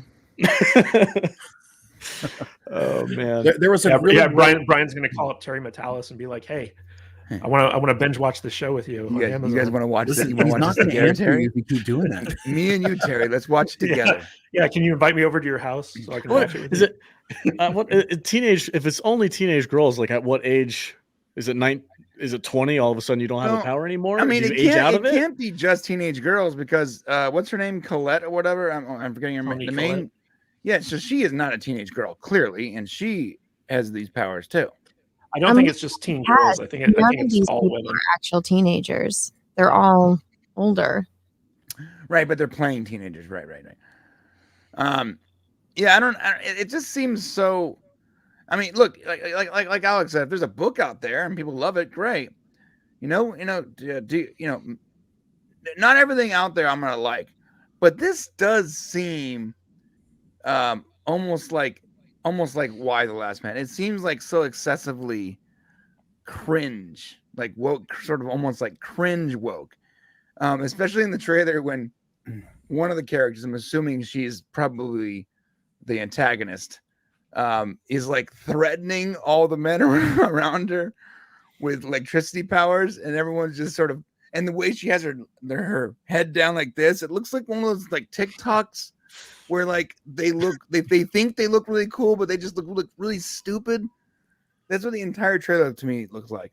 Well, let me read you guys something that somebody wrote. Somebody took a moment to write something thoughtful after seeing the trailer, and I really want to get your guys' take on this. It's from a guy, and it says, "I know it's a positive thing that there's more awareness now around what it's like to be a woman and how men treat them, but I feel like every freaking show or film at this moment is telling me the same story.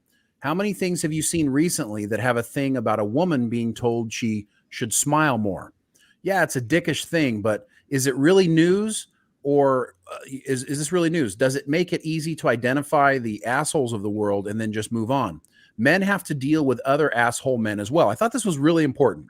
Like there's men out here who are very toxic, right? There are, and the world is a place with different types of people. And men, they kind of leave out that men also have to deal with assholish men as well. So what this person is saying basically is we feel like we've been dealing with this stuff over several decades.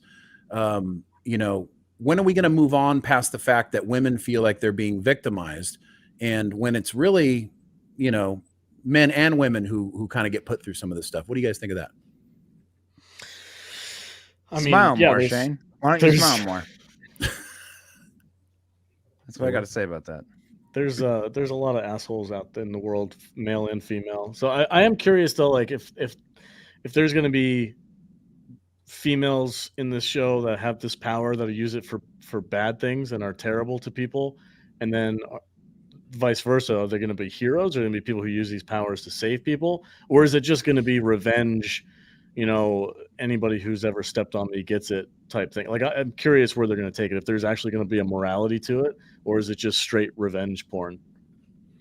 I mean, it looks like one of the characters is using her powers to get into a club. Alex, that's helpful. It's revenge only fans. Get it right. It's revenge only. Yeah, fans. Not porn. Pay for it. Do you guys think this makes the things more divisive? Anna, what do you think? Do you think this makes things more divisive, or is it just it's just storytelling?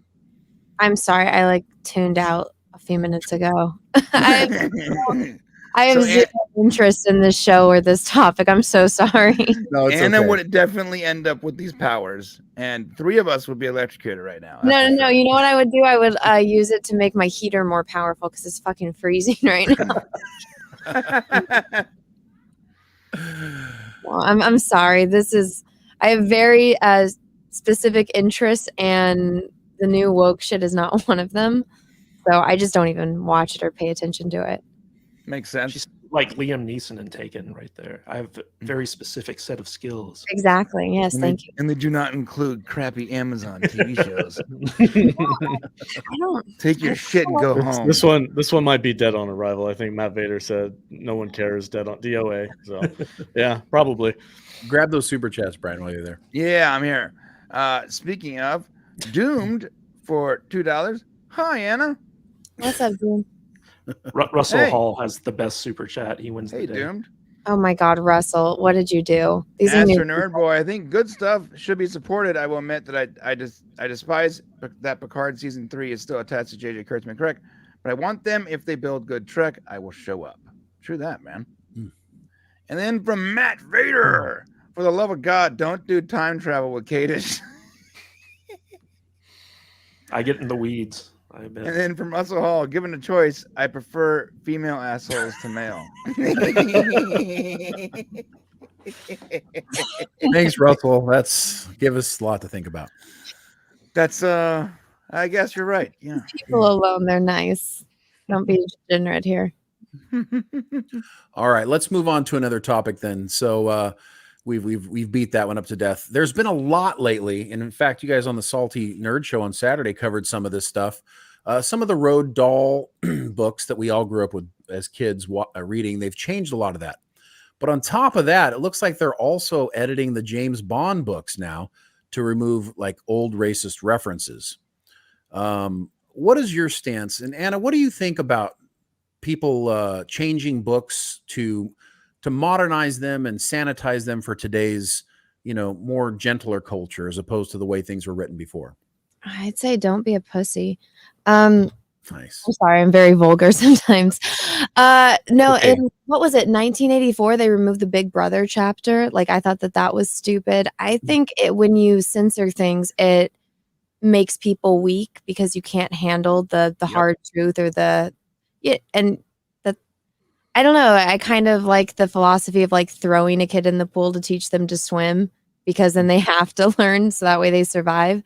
So if you're really triggered by a book, I don't know, it makes me really look down on you as a person, because I'm like, you wouldn't survive on your own. But that's a problem that we have, at least, especially with people that are like my age, because you lose your mind when you lose your phone cord, but you've never read a book, you don't know how life really works. And so I don't know, with what, changing James Bond books, really? Like, you don't have anything else going on in your life? A James Bond book? Like, and you know what? I guarantee the people that are censoring it never even read any of the books. They're just like, oh, this one part is problematic. Just like Dr. Seuss. They're like, Dr. Seuss has been out for decades, but all of a sudden you see that there's a Chinaman with chopsticks. And I'm like, you do realize that Chinese people do use chopsticks. Yeah, they Not all of a exist. sudden it's problematic, Yeah. so we have to censor a children's book. Why It's are we like, gonna act like they don't exist all of a sudden? It's so I odd. don't know. I mean, that kind of blows my mind, how people, they pick and choose what they're gonna lose their mind about. And I mean, that's when you just take the power away from the children. You know, like when a kid is throwing a temper tantrum, I don't know, don't give them what they want, because that's going to make it worse. And right now everyone's giving the child with the temper tantrum what they want. That's a good point. That's a really good point. Yeah, the thing is, like, think about this.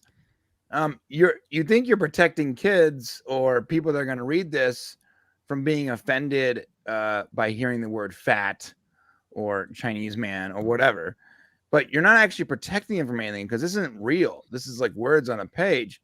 That these things still exist in the real world. So instead of allowing them to experience it in a harmless and educational book, you protect them from it, and then they experience it in the real world. You're not protecting them from anything. And You're then just they don't delaying know it. how to deal with it. Like, that's a big thing. They have no idea, because they have no experience on handling like just a little version of it.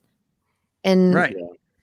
I don't. It's like, Orwell warned us about this, right? Because like his whole thing was, this isn't about censorship; it's about thought control. It's about rewriting history. Lies become truth. War becomes peace. There's all this stuff that Orwell basically satirized, with his book 1984. But at the same time, it's like a warning, and it's actually happening before our eyes. I mean, news just came out today that the whole Wuhan lab thing was actually like legit.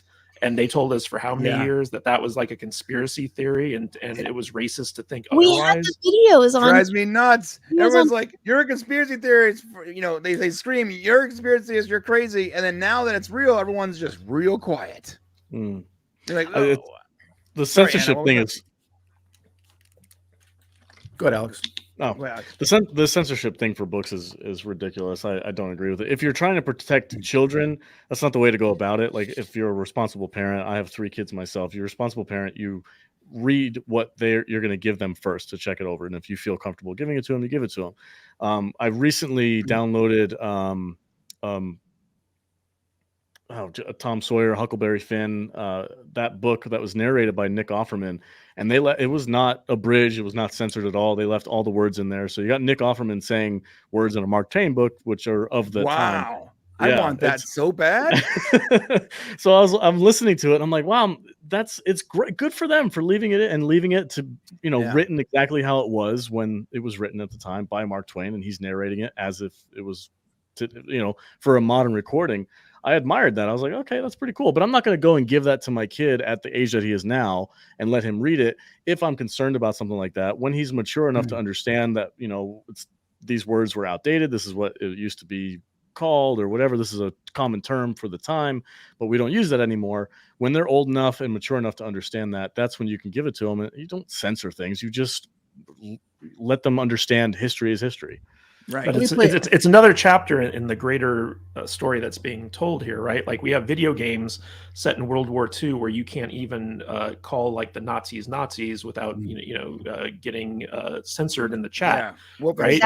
We're in a clown world is when we can't be offensive to Nazis. It's like you can't even say the name. But I mean, like, this is going on in movies where you have people basically rewriting history to include like a more, diverse cast when it's like, hey, that's not how history really was. This is now a fantasy show, as opposed to like, Anne Boleyn was not black, so like, it's just part of a larger problem where those in charge of our entertainment keep trying to change things to fit their agenda, as opposed to what is actually entertaining or legitimate from a storytelling perspective. It's actually very scary if you think about it, because right now it's Ian Fleming and Roald Dahl, but at what point does it become history text? At what point does it become more serious stuff? Well, so let me play devil's advocate for you for a second. So what if you're trying to sell books and you're like, well, nobody's buying our books because they're not woke sanitized for our new woke society. So now I want to sell more books. I'm going to have to change what the words say. Do you think that could be part of it at all? Well, it's the Star Trek or Star Wars philosophy, right? Where you take something that's great, like Roald Dahl's books, and you make it shittier so that people don't want it anymore. And then they will accept crappier alternatives to it. Ooh, interesting point. So instead of having to produce actual good material to sell to the public, you just make the good stuff really bad again, and then offer them less bad stuff. It's the Lucasfilm philosophy, right? The Lucasfilm philosophy. Yeah, I like that. Like Disney Lucasfilm or Disney Lucasfilm. Like take Star Wars and Willow and Indiana Jones, make them shitty. I'm sorry, make them crappy, and make the fans hate these beloved franchises, and then offer them alternative franchises which are just as bad, but nobody cares about them because they're easier to make and cheaper to make and all that stuff. Right. And we got a super chat from Dirty Wren. I love your name so much. Hail Doomcock. This is my last super chat. Kurtzman chills. Keep the money coming, Dirty. Thanks. Awesome, Dirty Wren. I hope you guys buy Terry Metalis a drink with these super chat monies. On your next date. We talking about. Yeah. Don't worry, we'll get you an invite next time, Matt. I see what's going on. Matt's real mad about that. I'm gonna steal them away from you guys. You have no idea. If anybody can, it's you. Sexy beard. I'm gonna show him a picture of Alex and be like, this guy could do all your voiceovers, and he's gonna fall in love. He's gonna be like, sold. Popcast 2. He's pimping you out, Alex. So he's pimping you out, Alex. Yeah, I see that. That's my job. That's my job. Yeah. He's the producer. He produces things for me. Alex is the face. I'm the brains. That's just how it works. Just don't give him duct tape. Just don't give him duct tape. He does atrocious things. Alex almost murdered me last night. Oh my god! Because of something I did in the studio. If I'm going to show you guys a picture of it, you're going to laugh because I almost died. Let's see it. Let's see what you got. I don't know if I can show you. I don't know. Hold on. Can I show it over? Are you naked? That's no. Anna, cover your eyes. I took it. Why? So we have the studio is all painted black. I don't know if you're gonna be able to see it. The studio's all painted black, but we had a doorknob on the door that was like silver color. It was just whatever color it was, and we were like, well, we got to cover that up because it looks kind of weird on the camera. I went to work for a couple of days, and when I came back, this was Kadish's solution to it. Can you see? I don't know if you can see it or not. Why is it blurry? Come on, camera. There you go. It's just duct tape over the doorknob in the most atrocious way possible. And I'm like, why didn't you just buy a new doorknob that was a different color? It looked good on camera. You couldn't see it on camera. I did buy a new doorknob and I just put it on there and I was like, or don't ever do that again. And spray paint it. It's been resolved. Hey, tape is easy and quick and cheap. So how many of you guys were able to see? That's what Dexter says. I'm sorry. Go ahead, Shane. How many of you guys were able to see SNL's Woody Harrelson monologue? I know we're probably not supposed to talk about this, but I'm going to do it anyways. Did you guys all see it? You mean like Woody Harrelson wasn't supposed to talk about it? Well, apparently it was all on a cue card, as you could see. So they did it on purpose. The question is, if you guys got a chance to see it, and we'll describe it. Basically, he rambles for about 6 minutes.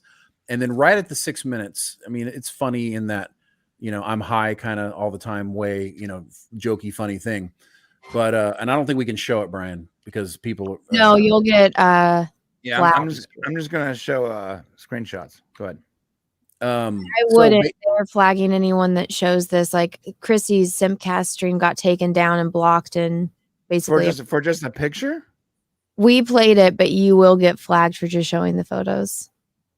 Interesting. Yeah, I don't even think it's necessary to show it because the whole world's probably seen it. So, really great. The monologue was actually pretty boring until he gets to the end and he's describing the script that he was reading, and it talked about essentially these drug cartels, like drug lords who forced everybody to stay inside and take drugs. and they weren't allowed to come out of their homes unless they took the drugs, and which he said, which I do because I want to. So a lot of people have come out against Woody Harrelson as saying this is like pro conspiracy, COVID theories, right, against the drug companies. But other people have said, and then the Wuhan thing comes out this morning, right after that. Well, the opposite thought of that is he making fun of conspiracy theorists? So it's really ambiguous. It doesn't really determine. He wasn't making fun. Right. Well, okay. So that's opinion based, right? So no, that's not opinion based. Like, knowing Woody Harrelson, I mean, the guy is, as alternative as it gets in terms of like the way he thinks and lives, wearing just like hemp clothes and stuff like that. But I want to give you guys a thought exercise. Okay. And everyone out in chat, watch this monologue. And every time he says drug or cartel, replace those words with oil and oil company. And you will see that if he had done his monologue with those words, he'd be championed on every media platform in the world. That's true. But because he went after Pfizer and the big pharmaceutical companies, he's being maligned because who are the biggest ad buyers on these networks? It's Pfizer and the drug companies. Like he poked the bear essentially. And my question is, why are regular? And I get the money people want to protect them, but why are regular people constantly white knighting for like these big giant pharma companies? I don't get it. These are the same people who thought The Last Jedi was brilliant. These are the same people that watched The Rings of Power and thought that it was better than the Peter Jackson movies. I mean, there are people out there who are just sheep, and they will do whatever the overlords tell them to do, and not even think about it. It's a social cult. It's a social cult. That's all. And the bigger thing is that. But I had a thought about the Woody Harrelson thing, and Kadish's point is very interesting.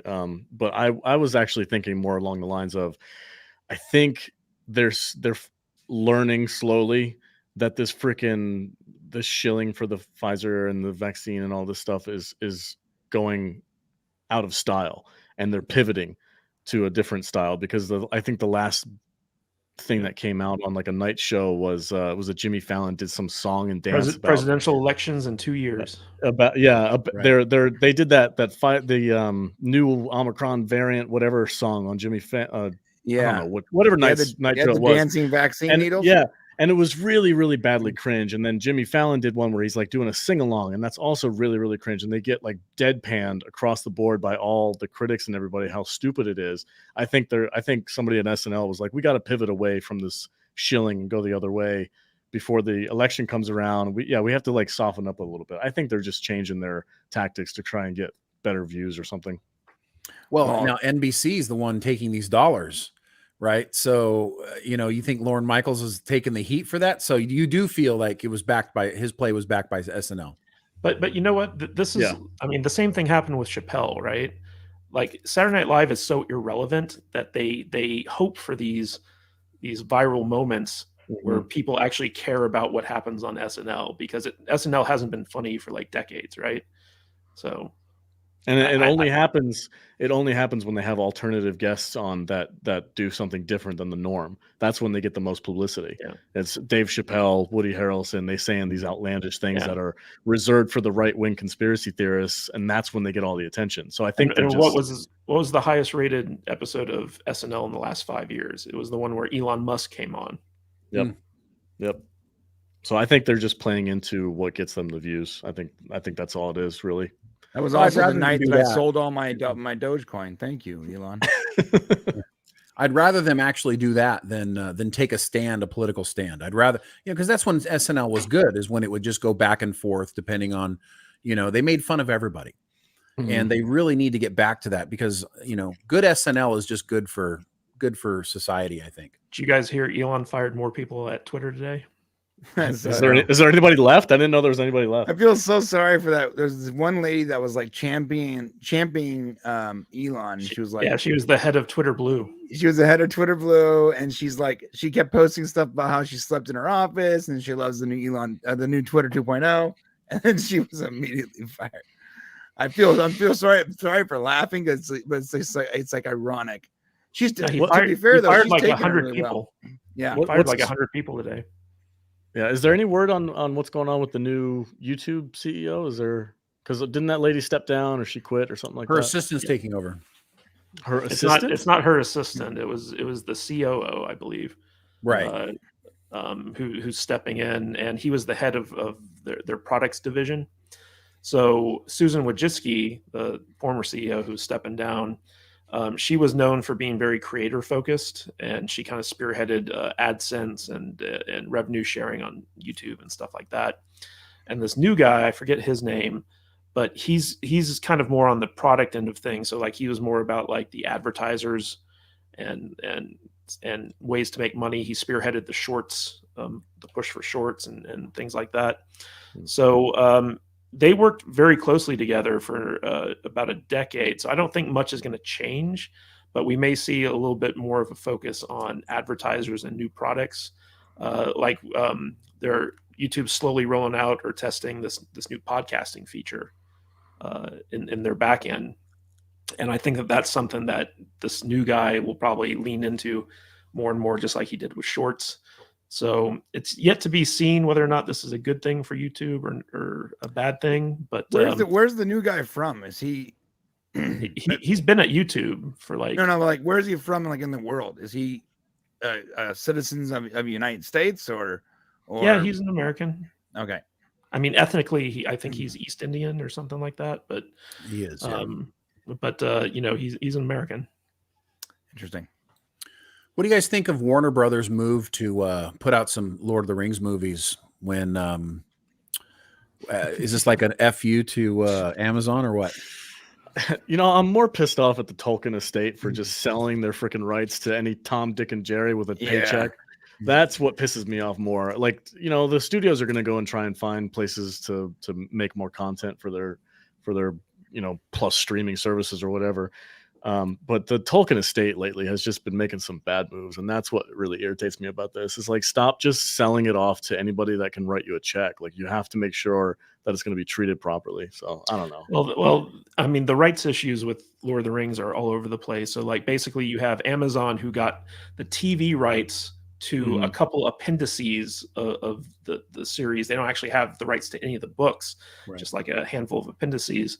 And they're only allowed to make TV shows that are not longer than 8 episodes long.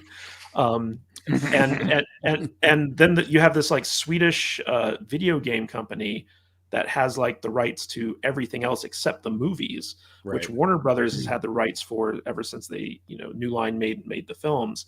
And the reason that they're making new movies is because they have to, otherwise they're going to lose the movie license. Oh no, that's never a good thing.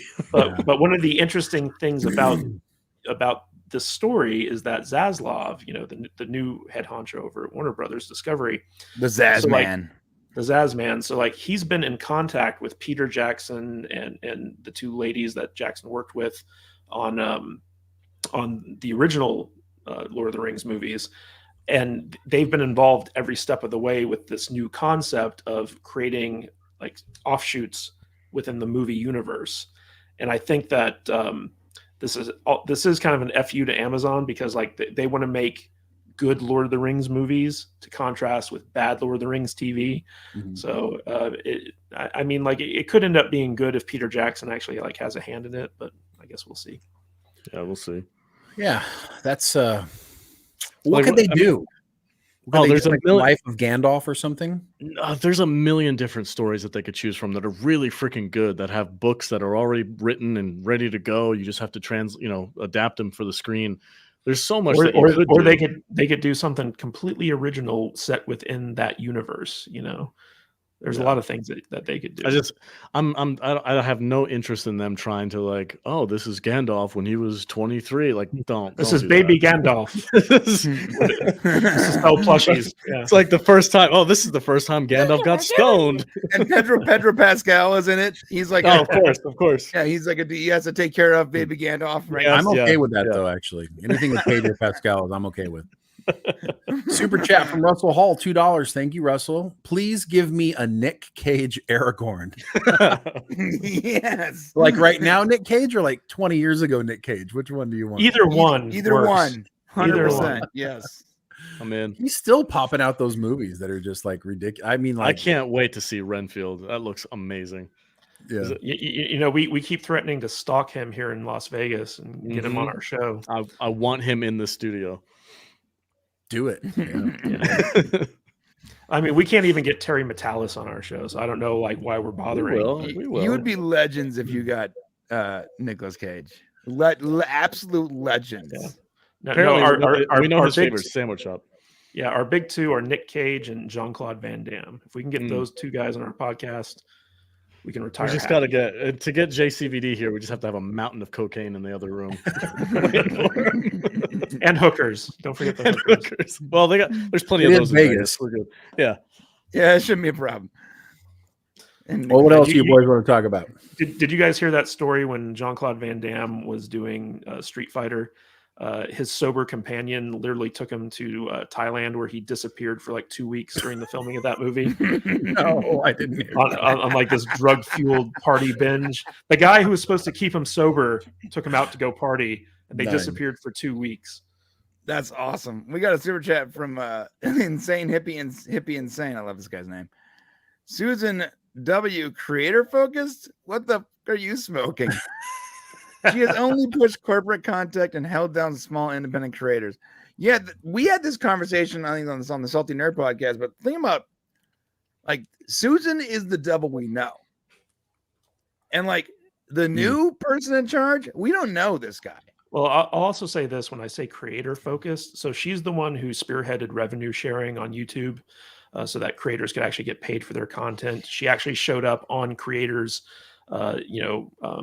interviews, like channels and live streams. So she was very active in like the creator economy of YouTube. I'm not saying that everything she did was pro creator. You know, she definitely made mistakes during her tenure, but the YouTube as we know it today, where people can actually make a living creating content and stuff like that, that was all her. Like she spearheaded that stuff. This is a woman who basically, she rented out her garage to the guys who created Google, and she's been with Google since the beginning.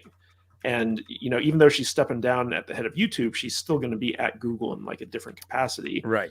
So like this is a woman whose fingerprints are all over Google as we know it today, and YouTube. So like when I say creator focused, what I mean is that she was very much involved with the creator economy that has sprung up around YouTube, whereas the new guy is more focused on the advertisers and the brands and stuff like that are that YouTube uses to make money off of. Yeah, I just hate that I have to make this prediction, but in 2 years, I hope that we're not being like, oh man, I wish Susan. I miss Susan. I miss Susan. It's like when George Lucas sold Star Wars to Disney. Yeah. It's like, oh man, this is gonna be awesome. Disney has so many resources, and it's like, I miss George. Right? Oh, where's George? Right? Yeah. I hope again. We know how to operate in Susan's sandbox. Like we know what we can do, how far we can push things. We don't know, and the latest update for YouTube is actually stressing me out. Shane sent me a bunch of guidelines, and I was making today's video, and I'm like, well, what the? Huh? Don't do anything. Yeah, it basically the guidelines are don't. Yeah. I hope happens is I hope that YouTube guidelines itself out of the main video creation thing, and Spotify comes in and tries to take over their market, because if there's competition, then there's room for growth and there's room for people to make money and to grow a show. When one company like YouTube just has a complete monopoly on like content creation, it just stagnates and it gets harder and harder. I feel like Rumble, Spotify, and any other video platform like Odyssey or something like that really needs to kick it up a notch. You're totally right, Alex. We need to stop worrying about we need to stop saying, oh, we need alt tech. When these alt tech they need to become competitors, because you're right. The free market will dictate their treatment of content creators. It'll push them into treating content creators better and giving them more freedom, because there are other options for them. But right now, let's be real, guys. I like Rumble. I like BitChute or whatever it's called. We are on these platforms. Like I painstakingly upload all of our videos, all of our streams to 15 places because I want to support the whole community.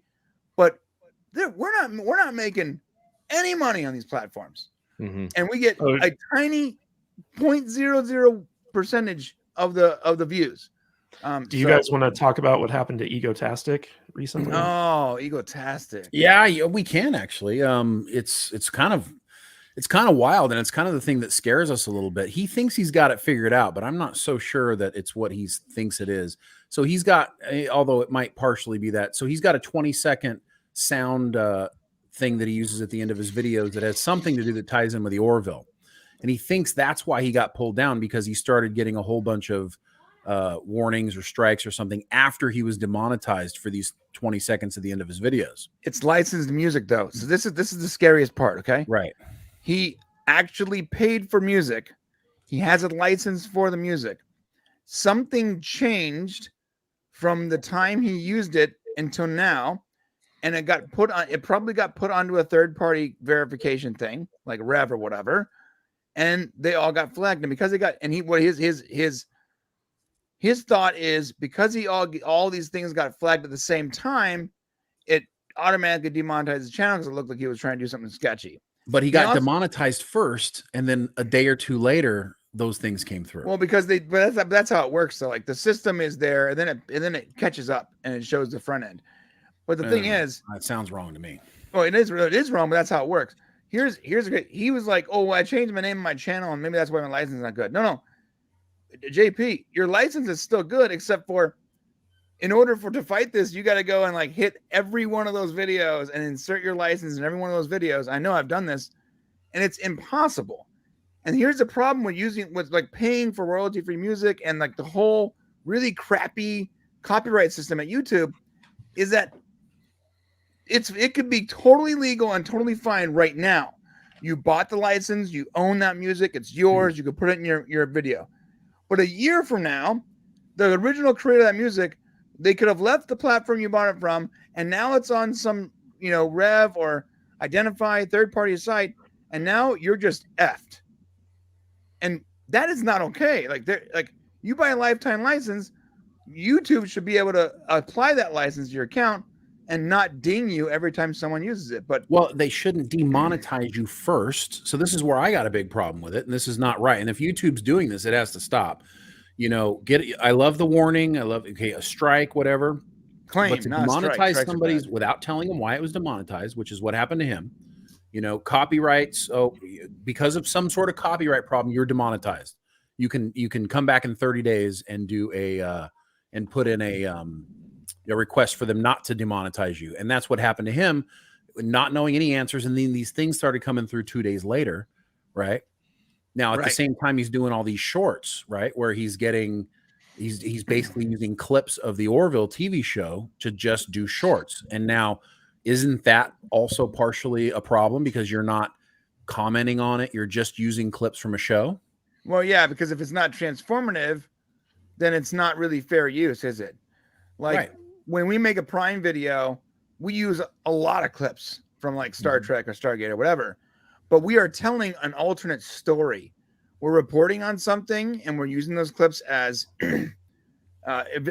illustrations, or perhaps we're sharing a theory and we're using those clips to prove our theory or whatever. That is transformative. Like that's how fair use works. It's an actual transformative thing. If you just take your clip and you bypass the transformative fair use system by being, underneath a certain amount of seconds so it can't see you, when an actual person sees it and it's manually reviewed, then you probably won't pass muster and you probably are going to get screwed. Well, we should also point out that YouTube updated their terms of use policies recently and retroactively applied them to people's channels. Right.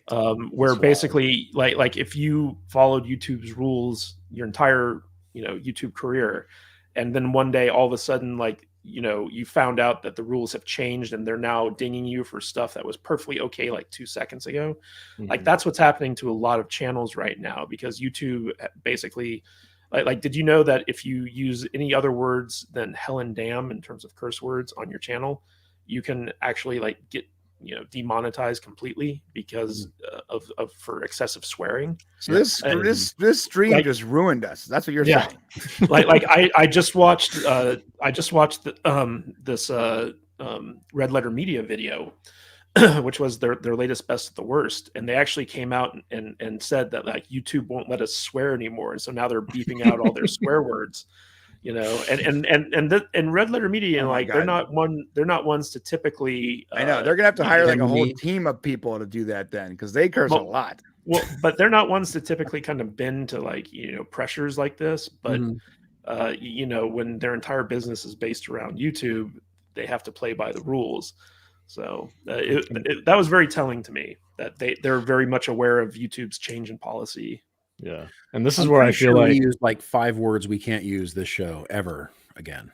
Yeah. I feel like this is prime time for a company like Spotify, who now supports videos on their platform, needs to kick it up a notch and take it away from YouTube when they're doing this nonsense stuff. And Alex, how much are you getting paid by Spotify? What's your I'm deal with just Spotify, saying, bro? I love Spotify. Does the Salty Nerd have a sponsorship or something? No, Alex, you have to use your Nordic accent when you're talking about Spotify. Really love Spotify. Here's the problem with Spotify. Love Spotify. No, Spotify doesn't have like it doesn't have a very good way. Yes, they support video, but it's mostly like mobile or app based. It's not very friendly to like regular PC users or television or whatever. It's definitely like maybe they could compete, but they're gonna have to like create an actual portal that is remotely as friendly as YouTube or Rumble. Did you hear about the new mobile interface that Spotify is testing? I saw something about that. They're basing it on TikTok, where like basically you can swipe stuff to discover new podcast or music or like whatever in the app. It's actually kind of interesting what they're experimenting with over there. Why is everything a Tinder profile lately, dude? Like, for the love of God. Because it's got to appeal to the younger generation with no apparently, attention. Bro. I'm swiping left on that shit, dude. Russell Hall super chat $2. You can get Seagal for a meatball sandwich. I think on your guys' show. Yeah, but he's all the way in Russia, man. We don't want to go over there. Yeah, I'm not doing that. He's in Russia right now. Oh, he's been in Russian. Russia. He's a Russian. Native. Yeah, he renounced it. He's an expat. He renounced his American citizenship. Did he really? Russian. Yeah. Dude, he's best friends with Putin. He's just all kinds of crazy, isn't he? Here's the deal. Even if you got him, though, he wouldn't fit in their studio. So, well, he likes to sit down and talk. So like as long as we can get him into a chair, I think we'll be good. There's some news you guys have been waiting all year to hear. Did you know that it's coming? Chris Rock is finally ready to talk about the Will Smith Oscar slap. Oh, here's the problem. I keep his wife's name out your mouth. We're a little late. We're a little late on that now. And watch out, Shane. Will Smith might smack you in the face. Well, I'm okay with that as long as he's on the show. Oh, speaking of that, I saw that the Oscars were like, everyone, don't worry. We've outlawed smacking. Oh, that's good to know. There will be no smacking. There will be no violence. And I'm like, the whole time looking at this like big like press release, how they talked about like this year, that's not going to happen. I'm like, you better hope there's some violence and some smacking. Who's hosting this year? That was the best thing that ever happened to the Oscars. That might have been the one thing that brought you back into relevance, was the fact that Will Smith momentarily lost his mind, realized he's a giant cuckold, and smacked one of his best friends in the face on stage. You better hope that happens again, because without that, no one's watching. We need to take odds. Okay, Jimmy Kimmel's hosting. Jimmy Kimmel. But Jimmy Kimmel's hosting. If he doesn't come out in boxing headgear when he gives his opening monologue, he will be missing it. Anyways, this Chris Rock thing is happening. It's a live Netflix special taking place a week before the Oscars come out. He's going to come out and actually address the whole thing and talk about it. He's going to have, Seinfeld's going to be on the show. And who else? You got to hand to the guy though. Like, he's like, look, everyone's asking him about it the whole time. And he's like, yo, hold up. I gotta negotiate this Netflix special first. Apparently, he paid like $30 million to tell his story. Right. I listened to a lot of the Joe Rogan podcast, and he talks about, because he knows Chris Rock, and he talks about it. He's like, ever since that happened, he's like, Chris has been on fire on stage when he's up doing stand-up comedy and stuff like that. He's like, I feel like the old Chris Rock is back. Oh, So I'm wondering, yeah, it's cool. It's cool. It's cool to hear that. I mean, he's that's just what like, happens when you get bitch slapped. You got to get out there and man yourself up again. Maybe it was good for him. Maybe it was what he needed. I don't know. Well, he was trying to tap into the Hollywood market, and then I guess this was like a slap in the face that realized that these people are not normal.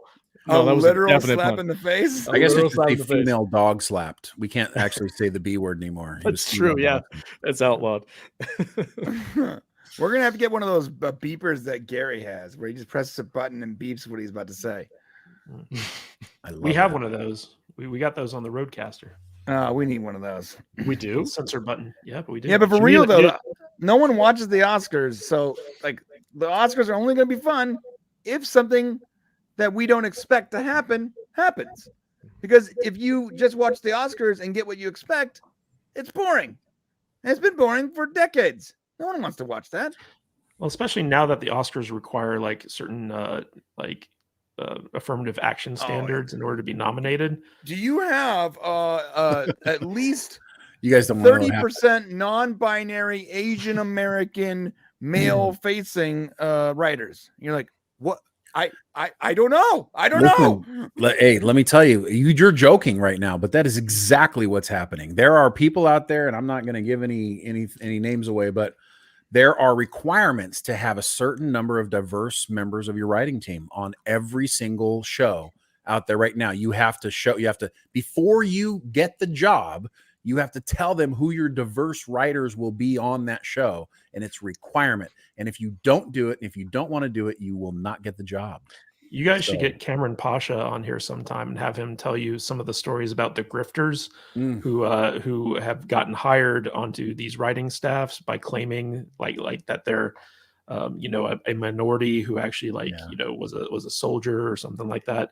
His stories are hilarious, man. That's the way to do it. I mean, who wouldn't do that? But it also leads to the reason why we're getting the type of content we're getting, right? So, I mean, if you look at it like this, like what percent of the population is a minority or is LGBTQ, right? When you look at the numbers and so let's say you get a writing team that's half or 3/4 of the minority or the LGBTQ community, right? They're writing content, and who wouldn't? I mean, I would write content that I know, that I love, and that I want to see. And that's why we're getting that kind of stuff, because that's what our writing teams are made of. And the reason why the studios are doing this is because the guys who are running the studios, they want to keep getting paid their millions and millions of dollars to be the CEOs of these studios. And they don't want to be attacked and be told that they're racist. So they're coming in and basically enforcing that these organizations, you guys would know them as like, maybe the HR department or something like that, right? They're going to come in and enforce these types of things. So that way nobody can point fingers, say, oh, no. Look at we have a very diverse group of people. But the problem is now it's so diverse. You've got, 50 to 75% of your team is now diverse, which now no longer reflects the majority or your audience population. So what do you guys think? Now unfortunately, this stream is no longer eligible for awards ever since Anna left. So Anna left, and now we can never get an award. Yeah, it's just a bunch of like 4 white guys. Quick, Brian, talk about how queer you are, so we I'm can so get queer. our credibility back. I'm non-binary, and I'm Latinx. We were never getting any awards to begin with. Can we get an award? We talked to a showrunner. I don't want to name drop him because I don't want to get him in trouble. But off the record, he did tell us he's like, modern day writing rooms are horrendous. Like you're walking on eggshells everywhere you go. I'm like, man, that sucks. I can only imagine, and it explains so many things. It's like we always say, nobody's going out to make bad content. They're not saying, let's go make a bad TV show. Nobody wants that. I mean, even Alex Kurtzman, who's out there in control of Star Trek, he's not trying to make bad Star Trek. He just doesn't know what good Star Trek is. He doesn't know what good TV or movies are either. He's been notorious ever since his days with Orsi as just being like a hack, pure hack. That show Limitless was actually really good, and then for a minute there I was like, oh well, maybe he does know how to make good TV. But he was like the producer or whatever. But you look, it was the person in charge of that was not him. He was just executive producer. Go ahead. I'll never forgive him for dropping the ball on Universal's Dark Universe with the whole monsters. They're bringing the monsters back with that's so much potential, and for it to just fizzle out. Like how do you screw up a Tom Cruise movie? Honestly, Let Tom found a Cruise be in way. charge completely. Well, you want here. This is how insane Kurtzman is. He wanted to save money, and watch this. I'm going to show you guys something that's about to blow your mind. Maybe you already know this. All right, so this right here, you guys recognize this shot? Yeah. Yep. That's the Dark Universe, right? Mm-hmm. You got the Mummy, you got the Wolfman, Invisible Man, Right. Dr. Jekyll and Mr. Hyde. Like, this is a studded cast. Right, a star-studded cast. So they even ahead of time announce that all these movies are going to be, they're dancing their phase. They're doing like the Marvel thing. Like we're going to Angelina Jolie was Bride of Frankenstein. Right. And they even got the main characters to come in and do their shots together. Well, no, actually they didn't want to actually pay any of these people to come in at a certain time together. So they were all shot separately in separate locations and then photoshopped into this announcement picture. Oh no! This is an entirely photoshopped picture. It's well done.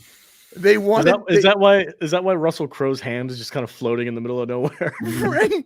I don't even know if Russell Crowe knew he was being photographed. So do you remember in the Mummy announcement photo? They even cheaped out on that, bro.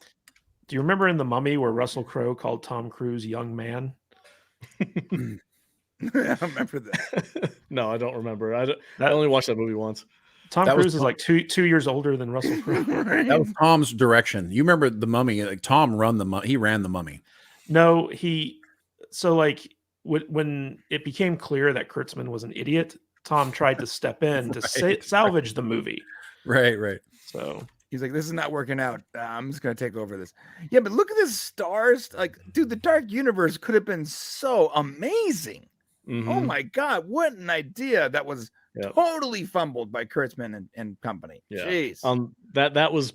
That was pretty bad. I was really looking forward to this whole world. And I know the Mummy wasn't a perfect movie. It has a lot of flaws, but I was like, you know what? The first step might have been a little shaky, but maybe they can shape it up a little bit with Johnny Depp or something. The first step was the group photo that they couldn't even get him in the same room for. That was the first step. They ruined the first step. All right. Well, let's wrap this thing up here. Unless you guys have anything else you want to say. I'm good to go, buddy. Thanks for hanging out here with us on Raw Rant. Appreciate all you guys out there for sticking around and hanging out with us. Now this became the salty Popcast show.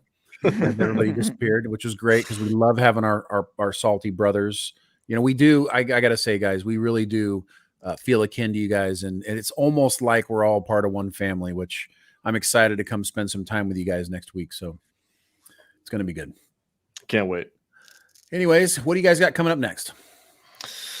Let's see. We got a John Cusack movie that we reviewed that'll be coming out on Friday. And then our first ever recording is going to be tomorrow from the brand new studio. And if we don't have any issues at all, we will be going live tomorrow from the new studio as well. So you guys can catch us live, probably aiming for 12 o'clock to maybe 1 p.m. Pacific time to go live from the new studio. So come and celebrate with us. We will probably be inebriated by then. Hey, well, I'll just be stressed out. Anything from you, Mr. Matt? No. So like, as Alex said, he's working on our Better Off Dead review for this coming Friday. We just released our review of Brahmastra. We're trying to do more international films, and this is basically the Indian version of Star Wars, East Indian. We took some time off to get the new studio set up, and so we're excited to start actually recording from there and show everyone what we've been up to for the past month or 2 months or whatever. It's been very stressful. It's been very expensive, but we're almost at the finish line, and we're looking forward to hosting people who come into town and bring them into the studio and let them play with all of our new toys. Yeah. So find me a place to sleep and I'll be there, bro. Hey, can I ask you a question? Can I actually request? You guys are doing that the Indian version of Star Wars. Can you do the Russian version of Avengers? It's called Guardians. Yeah, we can do that. Yeah, sure, why not? Okay, that movie is actually low key amazing. So, all right, we'll check it out. Well, thank you guys for coming. Appreciate you, and make sure you get over to the Salty Nerd Podcast and subscribe to them. And we'll see you guys here on Thursday. Actually, we got a video coming out tomorrow morning, right? Yep, tomorrow morning. If you guys are all curious about when Jack Crusher may have been conceived, you'll want to watch that video because we break down all the goodies, and that'll be out. And then, of course, our review of episode 3 will be out bright and early Thursday morning. So if you guys want to catch that, and a lot more coming. So thank you. Otherwise, do you guys real quick before you go? Do you guys think that Jack ever met Wesley? Wesley's dead. They got together. They did the after show, right? Where Will Wheaton actually met him. They talked for reals, and they did this whole like long lost brother thing. But I think Jack would just beat the crap out of Will Wheaton, honestly. Jack is so much cooler than Will Wheaton. Yeah. Sorry. It's not even if this one season, like if whoever people are on the fence with Jack, just I can ruin it for you because I will just say next episode you will learn that it's likely that they never met, and you'll find out for sure. Something that Beverly says. Shut up, Wesley. All right, guys, that's it. We'll be back on Thursday for our live show. It's also at 2:00 noon this Thursday. Don't forget that for their Unleashed show. Shane, ready to rock? That's it. We'll catch you guys later. Have a wonderful rest of your week.